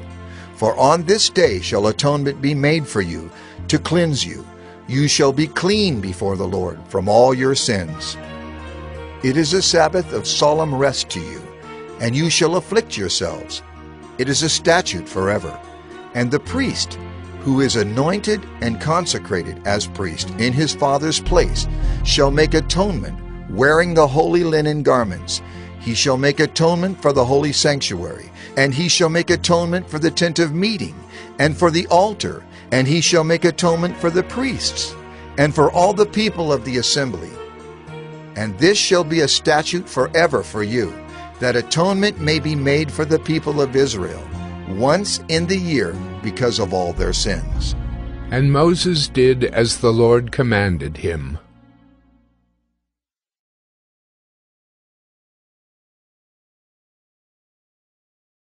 Leviticus 17. And the Lord spoke to Moses, saying, Speak to Aaron and his sons and to all the people of Israel, and say to them, This is the thing that the Lord has commanded. If any one of the house of Israel kills an ox or a lamb or a goat in the camp, or kills it outside the camp, and does not bring it to the entrance of the tent of meeting to offer it as a gift to the Lord in front of the tabernacle of the Lord, blood guilt shall be imputed to that man. He has shed blood, and that man shall be cut off from among his people.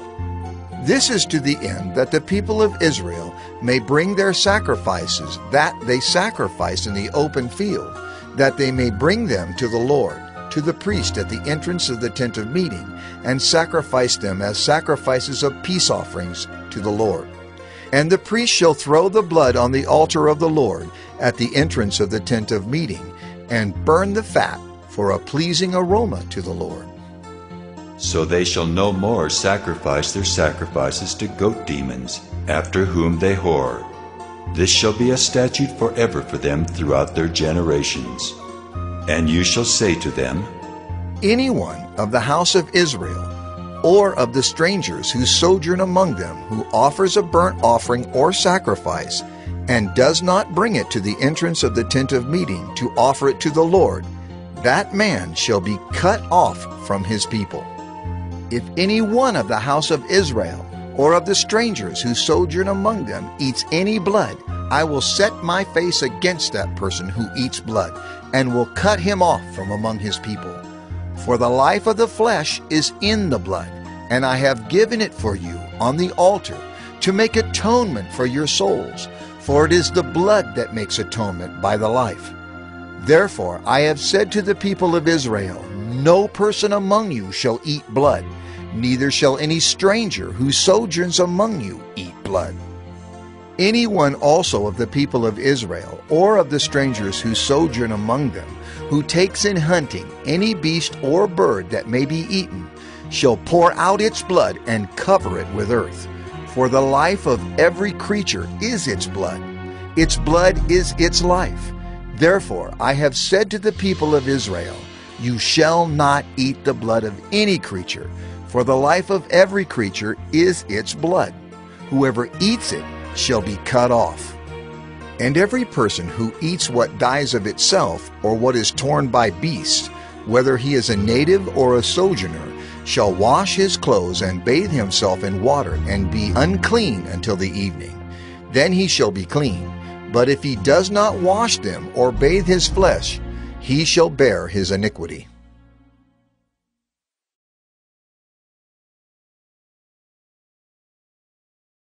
Leviticus 18.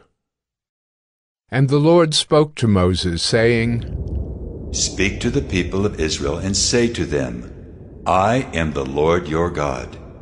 You shall not do as they do in the land of Egypt where you lived, and you shall not do as they do in the land of Canaan to which I am bringing you.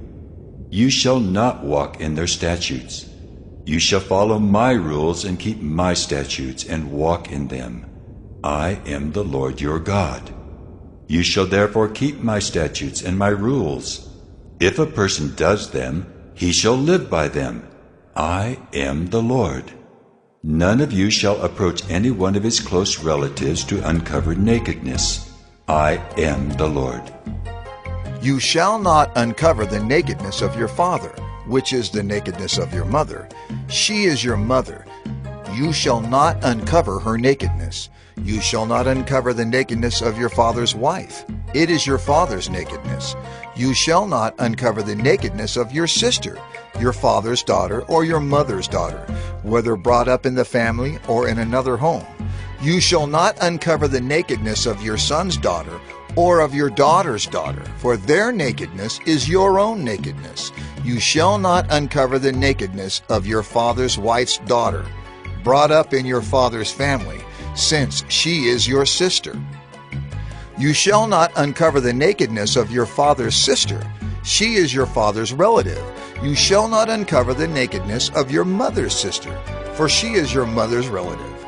You shall not uncover the nakedness of your father's brother. That is, you shall not approach his wife. She is your aunt. You shall not uncover the nakedness of your daughter-in-law. She is your son's wife. You shall not uncover her nakedness. You shall not uncover the nakedness of your brother's wife. It is your brother's nakedness. You shall not uncover the nakedness of a woman and of her daughter, and you shall not take her son's daughter or her daughter's daughter to uncover her nakedness. They are relatives. It is depravity. And you shall not take a woman as a rival wife to her sister, uncovering her nakedness while her sister is still alive. You shall not approach a woman to uncover her nakedness while she's in her menstrual uncleanness. And you shall not lie sexually with your neighbor's wife, and so make yourself unclean with her. You shall not give any of your children to offer them to Molech, and so profane the name of your God. I am the Lord. You shall not lie with a male as with a woman. It is an abomination. And you shall not lie with any animal, and so make yourself unclean with it. Neither shall any woman give herself to an animal to lie with it. It is perversion. Do not make yourselves unclean by any of these things, for by all these the nations I am driving out before you have become unclean, and the land became unclean, so that I punished its iniquity, and the land vomited out its inhabitants. But you shall keep my statutes and my rules, and do none of these abominations, either the native or the stranger who sojourns among you. For the people of the land who were before you did all of these abominations, so that the land became unclean. Lest the land vomit you out when you make it unclean, as it vomited out the nation that was before you. For everyone who does any of these abominations, the persons who do them shall be cut off from among their people. So keep my charge, never to practice any of these abominable customs that were practiced before you, and never to make yourselves unclean by them. I am the Lord your God.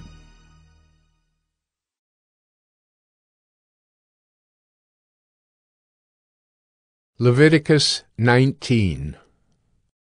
And the Lord spoke to Moses, saying, Speak to all the congregation of the people of Israel, and say to them, You shall be holy, for I, the Lord your God, am holy.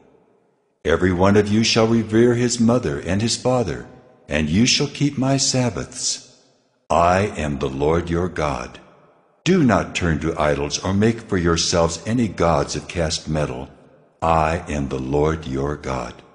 When you offer a sacrifice of peace offerings to the Lord, you shall offer it so that you may be accepted. It shall be eaten the same day you offer it, or on the day after, and anything left over until the third day shall be burned up with fire. If it is eaten at all on the third day, it is tainted. It will not be accepted. And everyone who eats it shall bear his iniquity, because he has profaned what is holy to the Lord, and that person shall be cut off from his people. When you reap the harvest of your land, you shall not reap your field right up to its edge, neither shall you gather the gleanings after your harvest. And you shall not strip your vineyard bare, neither shall you gather the fallen grapes of your vineyard. You shall leave them for the poor and for the sojourner. I am the Lord your God. You shall not steal. You shall not deal falsely. You shall not lie to one another. You shall not swear by my name falsely, and so profane the name of your God. I am the Lord. You shall not oppress your neighbor or rob him. The wages of a hired servant shall not remain with you all night until the morning. You shall not curse the deaf or put a stumbling block before the blind, but you shall fear your God. I am the Lord. You shall do no injustice in court. You shall not be partial to the poor or defer to the great, but in righteousness shall you judge your neighbor. You shall not go around as a slanderer among your people, and you shall not stand up against the life of your neighbor. I am the Lord. You shall not hate your brother in your heart, but you shall reason frankly with your neighbor, lest you incur sin because of him. You shall not take vengeance or bear a grudge against the sons of your own people, but you shall love your neighbor as yourself. I am the Lord. You shall keep my statutes. You shall not let your cattle breed with a different kind. You shall not sow your field with two kinds of seed, nor shall you wear a garment of cloth made of two kinds of material. If a man lies sexually with a woman who is a slave assigned to another man and not yet ransomed or given her freedom, a distinction shall be made. They shall not be put to death because she was not free, but he shall bring his compensation to the Lord, to the entrance of the tent of meeting, a ram for a guilt offering. And the priest shall make atonement for him with the ram of the guilt offering before the Lord for his sin that he has committed, and he shall be forgiven for the sin that he has committed.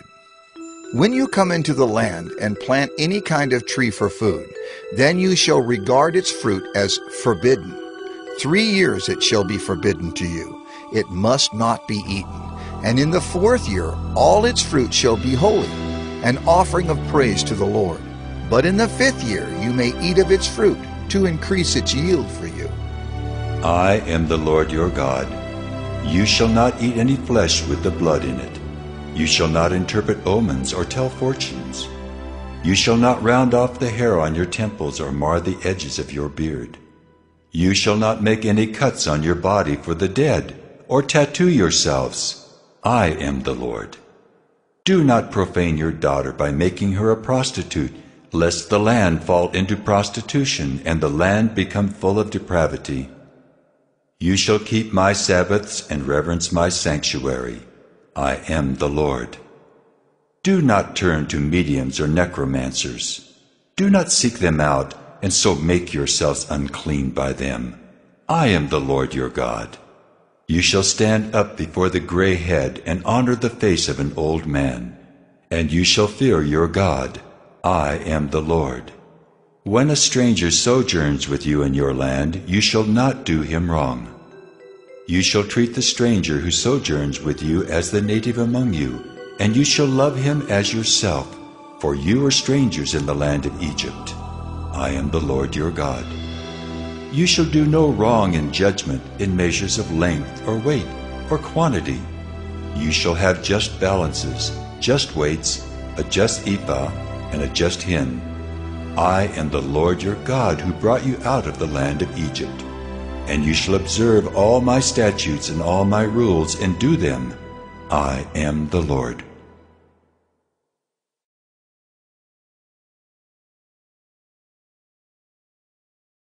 Leviticus 20.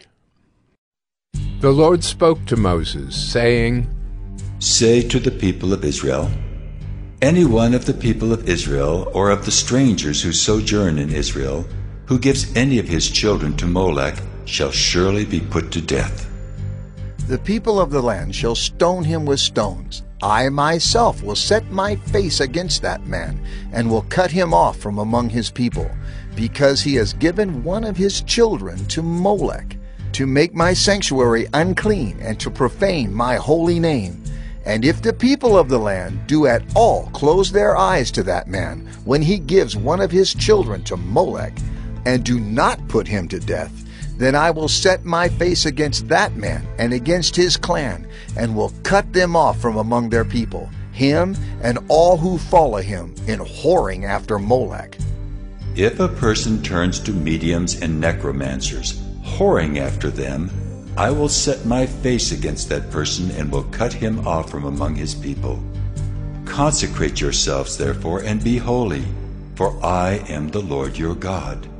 Keep my statutes and do them. I am the Lord who sanctifies you.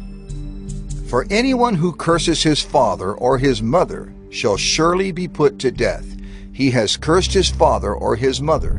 His blood is upon him. If a man commits adultery with the wife of his neighbor, both the adulterer and the adulteress shall surely be put to death.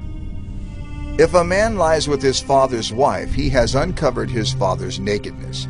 Both of them shall surely be put to death. Their blood is upon them. If a man lies with his daughter-in-law, both of them shall surely be put to death. They have committed perversion. Their blood is upon them. If a man lies with a male as with a woman, both of them have committed an abomination. They shall surely be put to death. Their blood is upon them. If a man takes a woman and her mother also, it is depravity.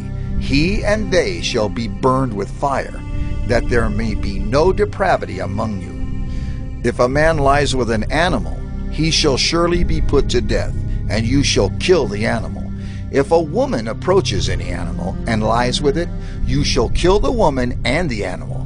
They shall surely be put to death. Their blood is upon them. If a man takes his sister, a daughter of his father or a daughter of his mother, and sees her nakedness, and she sees his nakedness, it is a disgrace, and they shall be cut off in the sight of the children of their people. He has uncovered his sister's nakedness, and he shall bear his iniquity.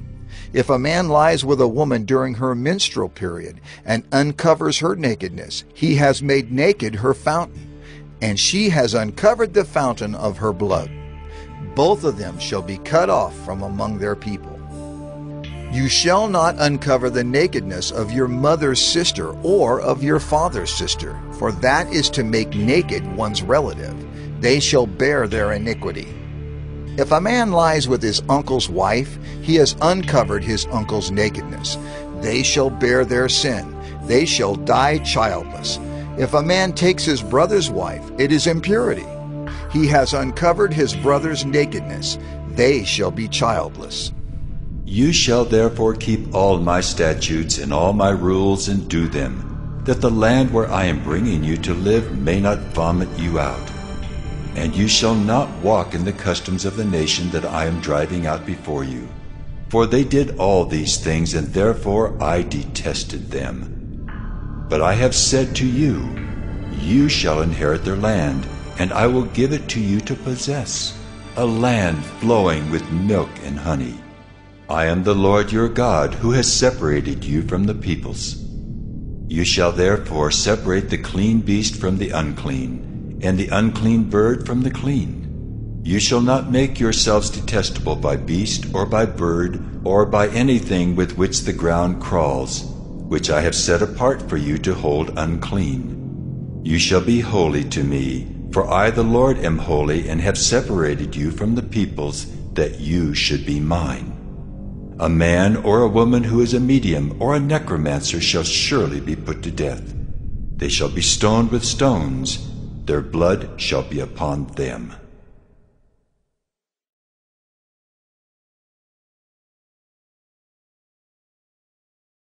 Leviticus 21.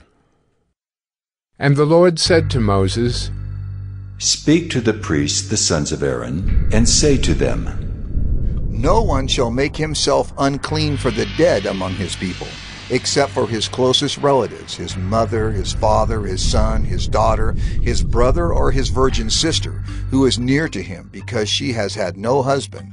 For her he may make himself unclean. He shall not make himself unclean as a husband among his people, and so profane himself. They shall not make bald patches on their heads, nor shave off the edges of their beards, nor make any cuts on their body. They shall be holy to their God, and not profane the name of their God.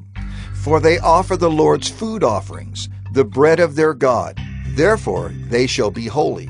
They shall not marry a prostitute, or a woman who has been defiled. Neither shall they marry a woman divorced from her husband, for the priest is holy to his God. You shall sanctify him, for he offers the bread of your God. He shall be holy to you, for I, the Lord, who sanctify you, am holy. And the daughter of any priest, if she profanes herself by whoring, profanes her father, she shall be burned with fire. The priest who is chief among his brothers, on whose head the anointing oil is poured, and who has been consecrated to wear the garments, shall not let the hair of his head hang loose, nor tear his clothes. He shall not go into any dead bodies, nor make himself unclean, even for his father or for his mother. He shall not go out of the sanctuary, lest he profane the sanctuary of his God. For the consecration of the anointing oil of his God is on him. I am the Lord. And he shall take a wife in her virginity, a widow, or a divorced woman, or a woman who has been defiled, or a prostitute. These he shall not marry, but he shall take as his wife a virgin of his own people, that he may not profane his offspring among his people. For I am the Lord who sanctifies him. And the Lord spoke to Moses, saying, Speak to Aaron, saying, None of your offspring throughout their generations who has a blemish may approach to offer the bread of his God. For no one who has a blemish shall draw near, a man blind or lame, or one who has a mutilated face or a limb too long, or a man who has an injured foot or an injured hand, or a hunchback or a dwarf, or a man with a defect in his sight, or an itching disease, or scabs or crushed testicles. No man of the offspring of Aaron the priest, who has a blemish, shall come near to offer the Lord's food offerings. Since he has a blemish, he shall not come near to offer the bread of his God. He may eat the bread of his God, both of the most holy and of the holy things. But he shall not go through the veil or approach the altar because he has a blemish, that he may not profane my sanctuaries.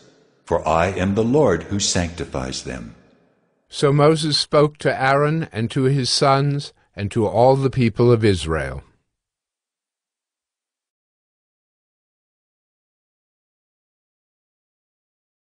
Leviticus 22. And the Lord spoke to Moses, saying, Speak to Aaron and his sons, so that they abstain from the holy things of the people of Israel, which they dedicate to me, so that they do not profane my holy name. I am the Lord. Say to them, If any one of all your offspring throughout your generations approaches the holy things that the people of Israel dedicate to the Lord while he has an uncleanness, that person shall be cut off from my presence. I am the Lord.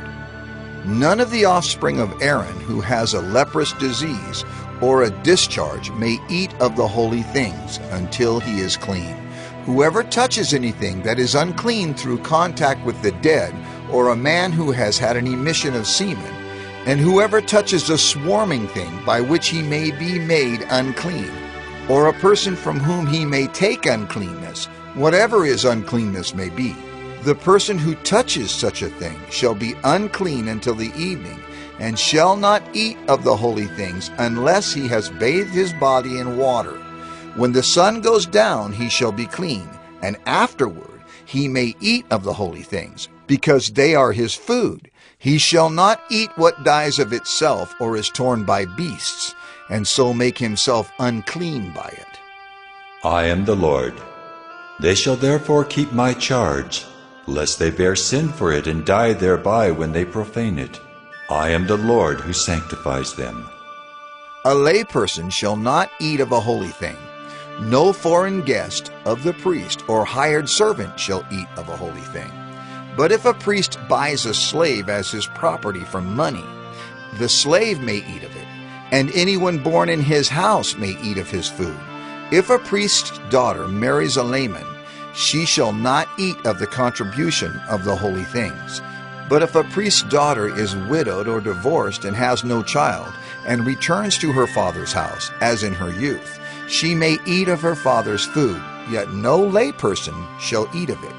And if anyone eats of a holy thing unintentionally, he shall add the fifth of its value to it, and give the holy thing to the priest. They shall not profane the holy things of the people of Israel, which they contribute to the Lord, and so cause them to bear iniquity and guilt by eating their holy things. For I am the Lord who sanctifies them.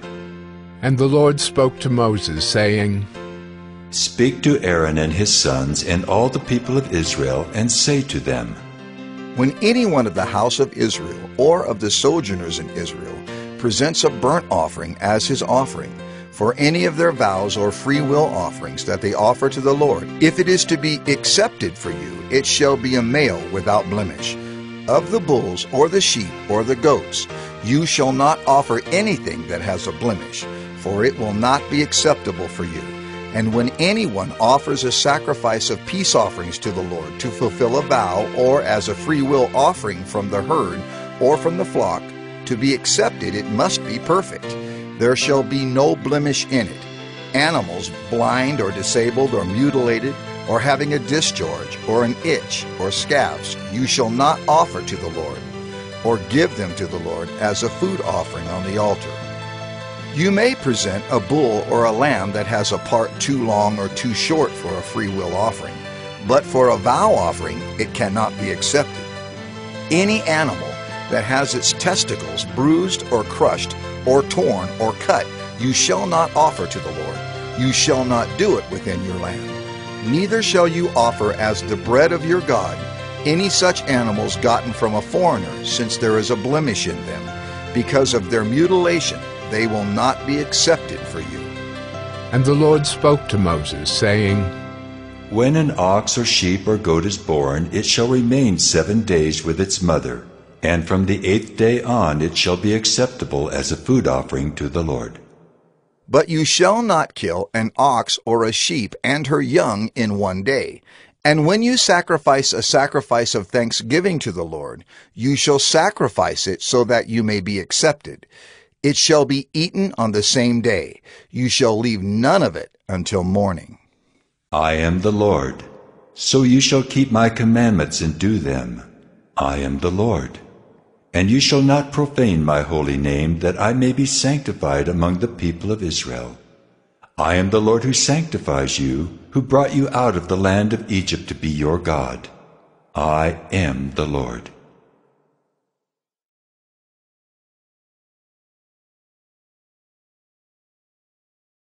Leviticus 23. The Lord spoke to Moses, saying, Speak to the people of Israel and say to them, These are the appointed feasts of the Lord that you shall proclaim as holy convocations. They are my appointed feasts. 6 days shall work be done, but on the 7th day is a Sabbath of solemn rest, a holy convocation.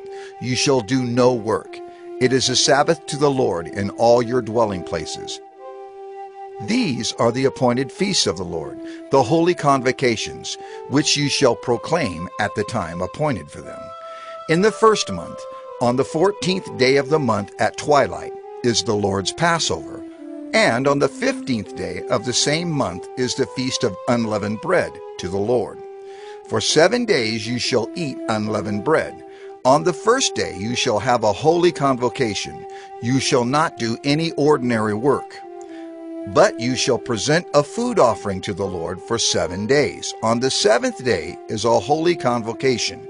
You shall not do any ordinary work. And the Lord spoke to Moses, saying, Speak to the people of Israel and say to them, When you come into the land that I give you and reap its harvest, you shall bring the sheaf of the first fruits of your harvest to the priest. And he shall wave the sheaf before the Lord, so that you may be accepted. On the day after the Sabbath the priest shall wave it. And on the day when you wave the sheaf, you shall offer a male lamb a year old, without blemish, as a burnt offering to the Lord. And the grain offering with it shall be 2/10 of an ephah of fine flour mixed with oil, a food offering to the Lord with a pleasing aroma, and the drink offering with it shall be of wine, 1/4 of a hin. And you shall eat neither bread nor grain, parched or fresh, until this same day, until you have brought the offering of your God. It is a statute forever throughout your generations in all your dwellings. You shall count 7 full weeks from the day after the Sabbath, from the day that you brought the sheaf of the wave offering. You shall count 50 days to the day after the 7th Sabbath. Then you shall present a grain offering of new grain to the Lord. You shall bring from your dwelling places 2 loaves of bread to be waved, made of 2/10 of an ephah. They shall be of fine flour, and they shall be baked with leaven, as first fruits to the Lord. And you shall present with the bread 7 lambs, a year old without blemish, and 1 bull from the herd, and 2 rams. They shall be a burnt offering to the Lord, with their grain offering and their drink offerings, a food offering with a pleasing aroma to the Lord. And you shall offer 1 male goat for a sin offering, and 2 male lambs a year old as a sacrifice of peace offerings. And the priest shall wave them with the bread of the firstfruits as a wave offering before the Lord, with the 2 lambs. They shall be holy to the Lord for the priest. And you shall make proclamation on the same day. You shall hold a holy convocation. You shall not do any ordinary work. It is a statute forever in all your dwelling places throughout your generations. And when you reap the harvest of your land, you shall not reap your field right up to its edge, nor shall you gather the gleanings after your harvest. You shall leave them for the poor and for the sojourner. I am the Lord your God.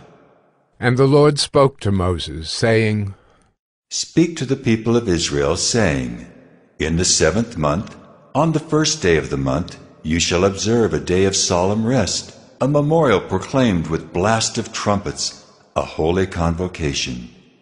You shall not do any ordinary work, and you shall present a food offering to the Lord.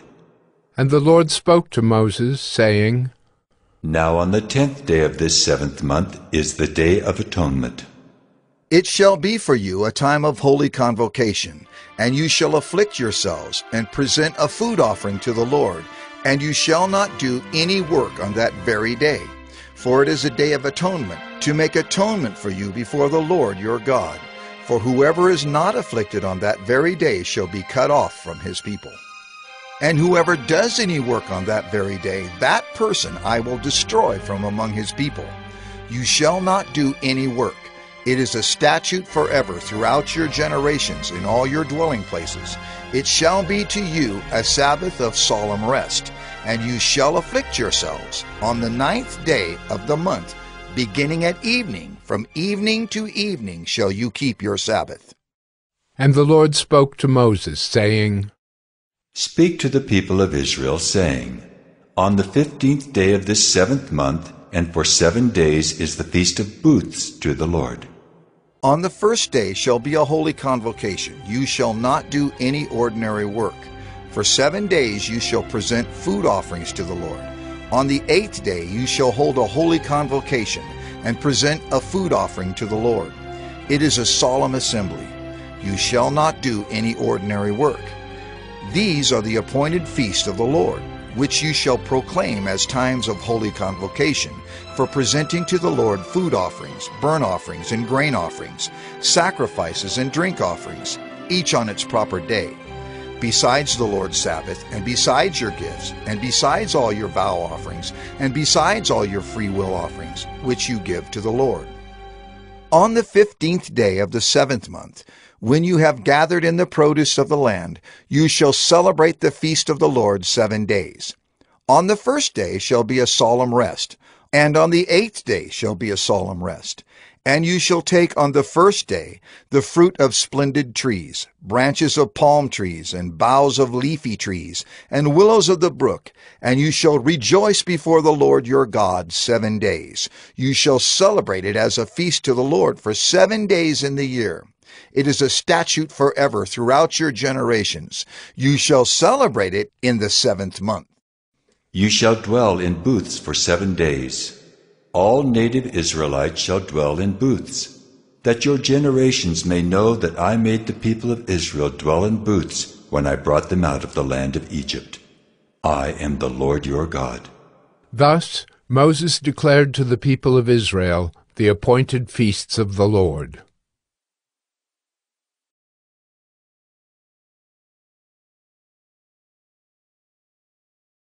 Leviticus 24. The Lord spoke to Moses, saying, Command the people of Israel to bring you pure oil from beaten olives for the lamp, that a light may be kept burning regularly. Outside the veil of the testimony, in the tent of meeting, Aaron shall arrange it from evening to morning before the Lord regularly. It shall be a statute forever throughout your generations. He shall arrange the lamps on the lampstand of pure gold before the Lord regularly. You shall take fine flour and bake 12 loaves from it. 2/10 of an ephah shall be in each loaf. And you shall set them in 2 piles, 6 in a pile, on the table of pure gold before the Lord. And you shall put pure frankincense on each pile, that it may go with the bread as a memorial portion, as a food offering to the Lord. Every Sabbath day Aaron shall arrange it before the Lord regularly. It is from the people of Israel, as a covenant forever.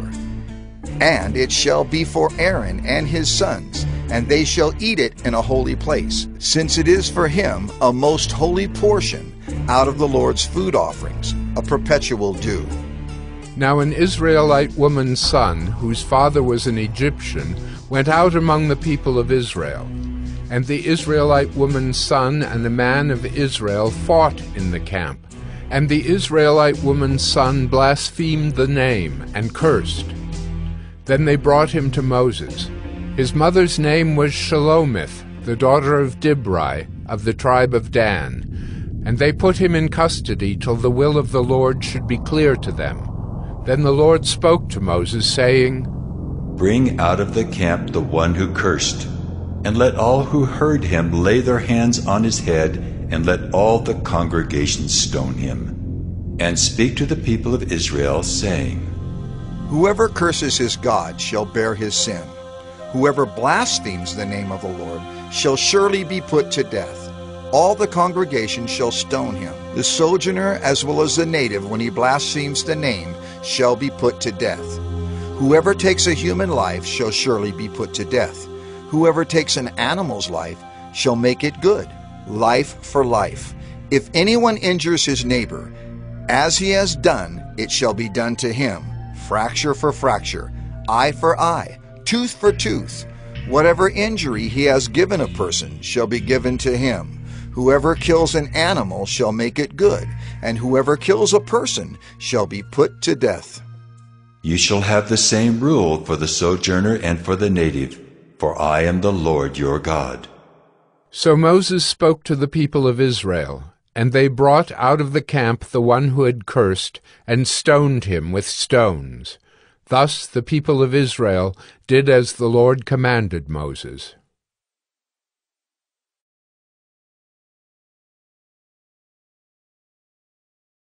Leviticus 25. The Lord spoke to Moses on Mount Sinai, saying, Speak to the people of Israel and say to them, When you come into the land that I give you, the land shall keep a Sabbath to the Lord. For 6 years you shall sow your field, and for 6 years you shall prune your vineyard and gather in its fruits. But in the 7th year there shall be a Sabbath of solemn rest for the land, a Sabbath to the Lord. You shall not sow your field or prune your vineyard. You shall not reap what grows of itself in your harvest, or gather the grapes of your undressed vine. It shall be a year of solemn rest for the land. The Sabbath of the land shall provide food for yourself and for your male and female slaves, and for your hired servant, and the sojourner who lives with you, and for your cattle and for the wild animals that are in your land. All its yield shall be for food. You shall count 7 weeks of years, 7 times 7 years, so that the time of the 7 weeks of years shall give you 49 years. Then you shall sound the loud trumpet on the 10th day of the 7th month. On the day of atonement you shall sound the trumpet throughout all your land. And you shall consecrate the 50th year, and proclaim liberty throughout the land to all its inhabitants. It shall be a jubilee for you, when each of you shall return to his property, and each of you shall return to his clan. That 50th year shall be a jubilee for you. In it you shall neither sow nor reap what grows of itself, nor gather the grapes from the undressed vines, for it is a jubilee. It shall be holy to you. You may eat the produce of the field. In this year of jubilee, each of you shall return to his property. And if you make a sale to your neighbor or buy from your neighbor, you shall not wrong one another. You shall pay your neighbor according to the number of years after the jubilee, and he shall sell to you according to the number of years for crops. If the years are many, you shall increase the price, and if the years are few, you shall reduce the price, for it is the number of the crops that he is selling to you. You shall not wrong one another, but you shall fear your God, for I am the Lord your God. Therefore you shall do my statutes and keep my rules and perform them, and then you will dwell in the land securely. The land will yield its fruit, and you will eat your fill and dwell in it securely.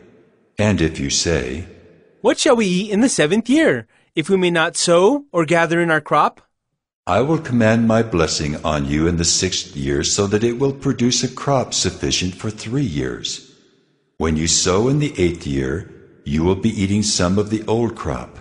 You shall eat the old until the 9th year, when its crop arrives. The land shall not be sold in perpetuity, for the land is mine. For you are strangers and sojourners with me.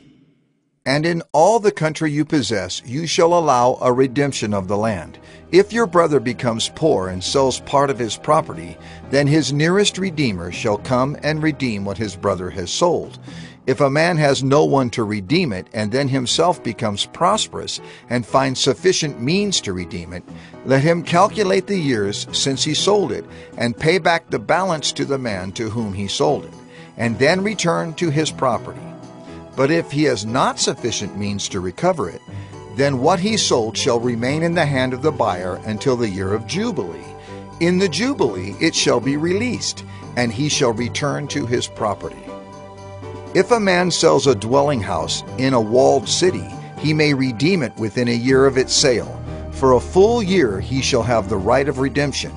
If it is not redeemed within a full year, then the house in the walled city shall belong in perpetuity to the buyer throughout his generations.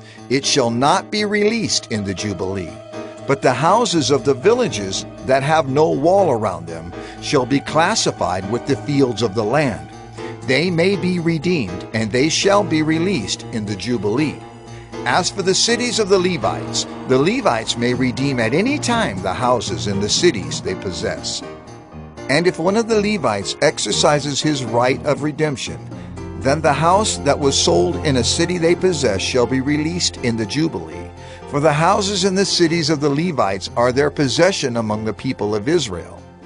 But the fields of pasture land belonging to their cities may not be sold, for that is their possession forever. If your brother becomes poor and cannot maintain himself with you, you shall support him as though he were a stranger and a sojourner, and he shall live with you. Take no interest from him or profit, but fear your God, that your brother may live beside you. You shall not lend him your money at interest, nor give him your food for profit. I am the Lord your God, who brought you out of the land of Egypt to give you the land of Canaan, and to be your God. If your brother becomes poor beside you, and sells himself to you, you shall not make him serve as a slave. He shall be with you as a hired servant, and as a sojourner. He shall serve with you until the year of the Jubilee. Then he shall go out from you, he and his children with him, and go back to his own clan, and return to the possession of his fathers. For they are my servants, whom I brought out of the land of Egypt. They shall not be sold as slaves. You shall not rule over him ruthlessly, but shall fear your God. As for your male and female slaves whom you may have, you may buy male and female slaves from among the nations that are around you.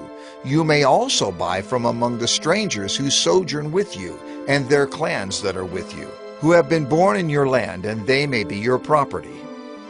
You may bequeath them to your sons after you, to inherit as a possession forever.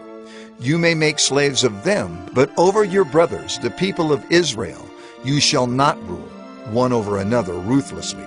If a stranger or sojourner with you becomes rich, and your brother beside him becomes poor, and sells himself to the stranger or sojourner with you, or to a member of the stranger's clan, then after he is sold he may be redeemed. One of his brothers may redeem him, or his uncle or his cousin may redeem him, or a close relative from his clan may redeem him. Or if he grows rich, he may redeem himself.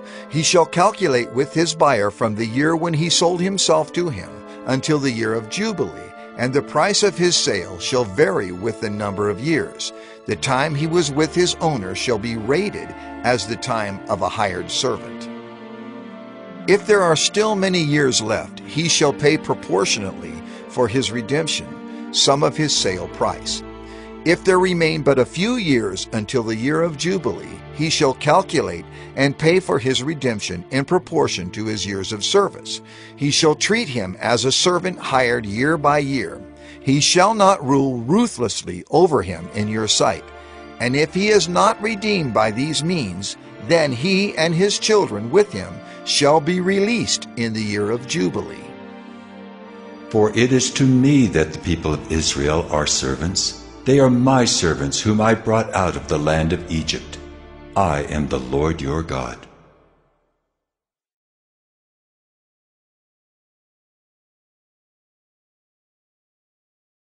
Leviticus 26.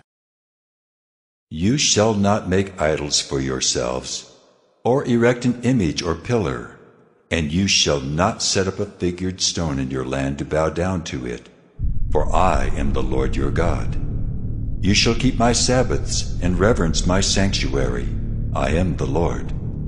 If you walk in my statutes and observe my commandments and do them, then I will give you your rains in their season, and the land shall yield its increase, and the trees of the field shall yield their fruit. Your threshing shall last to the time of the grape harvest, and the grape harvest shall last to the time for sowing. And you shall eat your bread to the full and dwell in your land securely. I will give peace in the land, and you shall lie down, and none shall make you afraid. And I will remove harmful beasts from the land, and the sword shall not go through your land. You shall chase your enemies, and they shall fall before you by the sword. 5 of you shall chase 100, and 100 of you shall chase 10,000, and your enemies shall fall before you by the sword. I will turn to you, and make you fruitful, and multiply you, and will confirm my covenant with you. You shall eat old store long kept, and you shall clear out the old to make way for the new.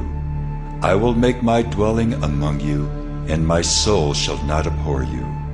And I will walk among you, and will be your God, and you shall be my people. I am the Lord your God, who brought you out of the land of Egypt. that you should not be their slaves. And I have broken the bars of your yoke, and made you walk erect.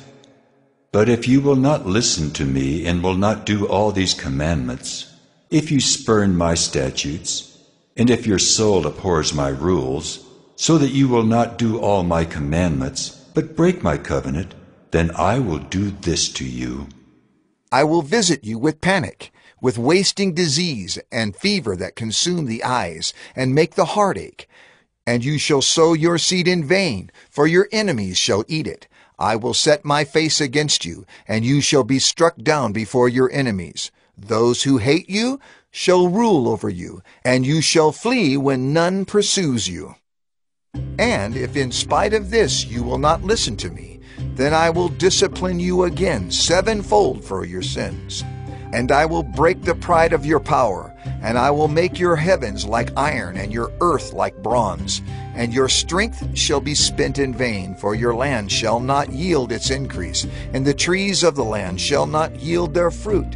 Then if you walk contrary to me and will not listen to me, I will continue striking you sevenfold for your sins, and I will let loose the wild beasts against you, which shall bereave you of your children, and destroy your livestock, and make you few in number, so that your roads shall be deserted. And if by this discipline you are not turned to me, but walk contrary to me, then I also will walk contrary to you, and I myself will strike you sevenfold for your sins. And I will bring a sword upon you, that shall execute vengeance for the covenant. And if you gather within your cities, I will send pestilence among you, and you shall be delivered into the hand of the enemy. When I break your supply of bread, 10 women shall bake your bread in a single oven, and shall dole out your bread again by weight, and you shall eat and not be satisfied. But if in spite of this you will not listen to me, but walk contrary to me, then I will walk contrary to you in fury, and I myself will discipline you sevenfold for your sins. You shall eat the flesh of your sons, and you shall eat the flesh of your daughters, and I will destroy your high places, and cut down your incense altars, and cast your dead bodies upon the dead bodies of your idols, and my soul will abhor you. And I will lay your cities waste, and will make your sanctuaries desolate, and I will not smell your pleasing aromas. And I myself will devastate the land, so that your enemies who settle in it shall be appalled at it. And I will scatter you among the nations, and I will unsheath the sword after you. And your land shall be a desolation, and your cities shall be a waste. Then the land shall enjoy its Sabbaths, as long as it lies desolate, while you are in your enemy's land. Then the land shall rest and enjoy its Sabbaths. As long as it lies desolate, it shall have rest, the rest that it did not have on your Sabbaths when you were dwelling in it.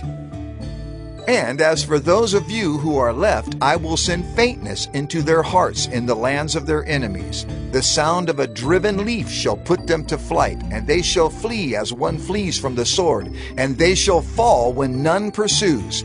They shall stumble over one another, as if to escape a sword, though none pursues. And you shall have no power to stand before your enemies, and you shall perish among the nations, and the land of your enemies shall eat you up. And those of you who are left shall rot away in your enemies' lands because of their iniquity, and also because of the iniquities of their fathers. They shall rot away like them.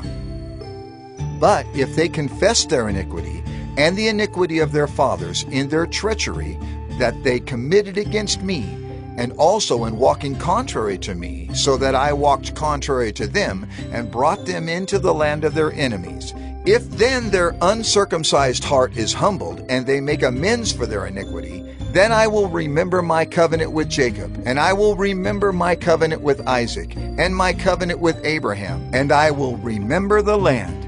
But the land shall be abandoned by them, and enjoy its Sabbaths, while it lies desolate without them. And they shall make amends for their iniquity, because they spurned my rules, and their soul abhorred my statutes. Yet for all that, when they are in the land of their enemies, I will not spurn them, neither will I abhor them so as to destroy them utterly, and break my covenant with them, for I am the Lord their God. But I will for their sake remember the covenant with their forefathers, whom I brought out of the land of Egypt in the sight of the nations, that I might be their God. I am the Lord. These are the statutes and rules and laws that the Lord made between himself and the people of Israel through Moses on Mount Sinai.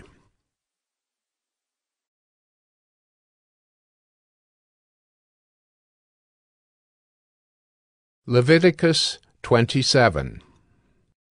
The Lord spoke to Moses, saying, Speak to the people of Israel, and say to them, If anyone makes a special vow to the Lord involving the valuation of persons, then the valuation of a male from 20 years old up to 60 years old shall be 50 shekels of silver, according to the shekel of the sanctuary. If the person is a female, the valuation shall be 30 shekels. If the person is from 5 years old up to 20 years old, the valuation shall be for a male 20 shekels, and for a female 10 shekels. If the person is from a month old up to 5 years old, the valuation shall be for a male 5 shekels of silver, and for a female the valuation shall be 3 shekels of silver. And if the person is 60 years old or over, then the valuation for a male shall be 15 shekels, and for a female 10 shekels. And if someone is too poor to pay the valuation, then he shall be made to stand before the priest, and the priest shall value him. The priest shall value him according to what the vower can afford. If the vow is an animal that may be offered as an offering to the Lord, all of it that he gives to the Lord is holy. He shall not exchange it or make a substitute for it, good for bad or bad for good. And if he does in fact substitute one animal for another, then both it and the substitute shall be holy. And if it is any unclean animal that may not be offered as an offering to the Lord, then he shall stand the animal before the priest, and the priest shall value it as either good or bad. As the priest values it, so it shall be. But if he wishes to redeem it, he shall add a fifth to the valuation.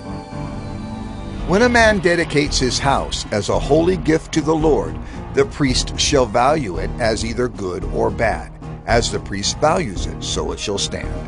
And if the donor wishes to redeem his house, he shall add a fifth to the valuation price, and it shall be his.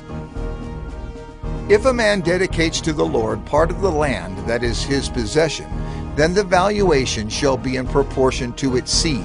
A homer of barley seed shall be valued at 50 shekels of silver. If he dedicates his field from the year of Jubilee, the valuation shall stand. But if he dedicates his field after the Jubilee, then the priest shall calculate the price according to the years that remain until the year of Jubilee, and a deduction shall be made from the valuation. And if he who dedicates the field wishes to redeem it, then he shall add a fifth to its valuation price, and it shall remain his. But if he does not wish to redeem the field, or if he has sold the field to another man, it shall not be redeemed any more. But the field, when it is released in the Jubilee, shall be a holy gift to the Lord, like a field that has been devoted. The priest shall be in possession of it. If he dedicates to the Lord a field that he has bought which is not a part of his possession, then the priest shall calculate the amount of the valuation for it up to the year of Jubilee, and the man shall give the valuation on that day as a holy gift to the Lord. In the year of Jubilee the field shall return to him from whom it was bought, to whom the land belongs as a possession. Every valuation shall be according to the shekel of the sanctuary. 20 gerahs shall make a shekel. But a firstborn of animals, which as a firstborn belongs to the Lord, no man may dedicate, whether ox or sheep, it is the Lord's. And if it is an unclean animal, then he shall buy it back at the valuation, and add a fifth to it. Or if it is not redeemed, it shall be sold at the valuation. But no devoted thing that a man devotes to the Lord of anything that he has, whether man or beast, or of his inherited field, shall be sold or redeemed. Every devoted thing is most holy to the Lord. No one devoted who is to be devoted for destruction from mankind shall be ransomed. He shall surely be put to death. Every tithe of the land, whether of the seed of the land or of the fruit of the trees, is the Lord's. It is holy to the Lord. If a man wishes to redeem some of his tithe, he shall add a fifth to it. And every tithe of herds and flocks, every 10th animal of all that pass under the herdsman's staff, shall be holy to the Lord. One shall not differentiate between good or bad, neither shall he make a substitute for it. And if he does substitute for it, then both it and the substitute shall be holy. It shall not be redeemed. These are the commandments that the Lord commanded Moses for the people of Israel on Mount Sinai.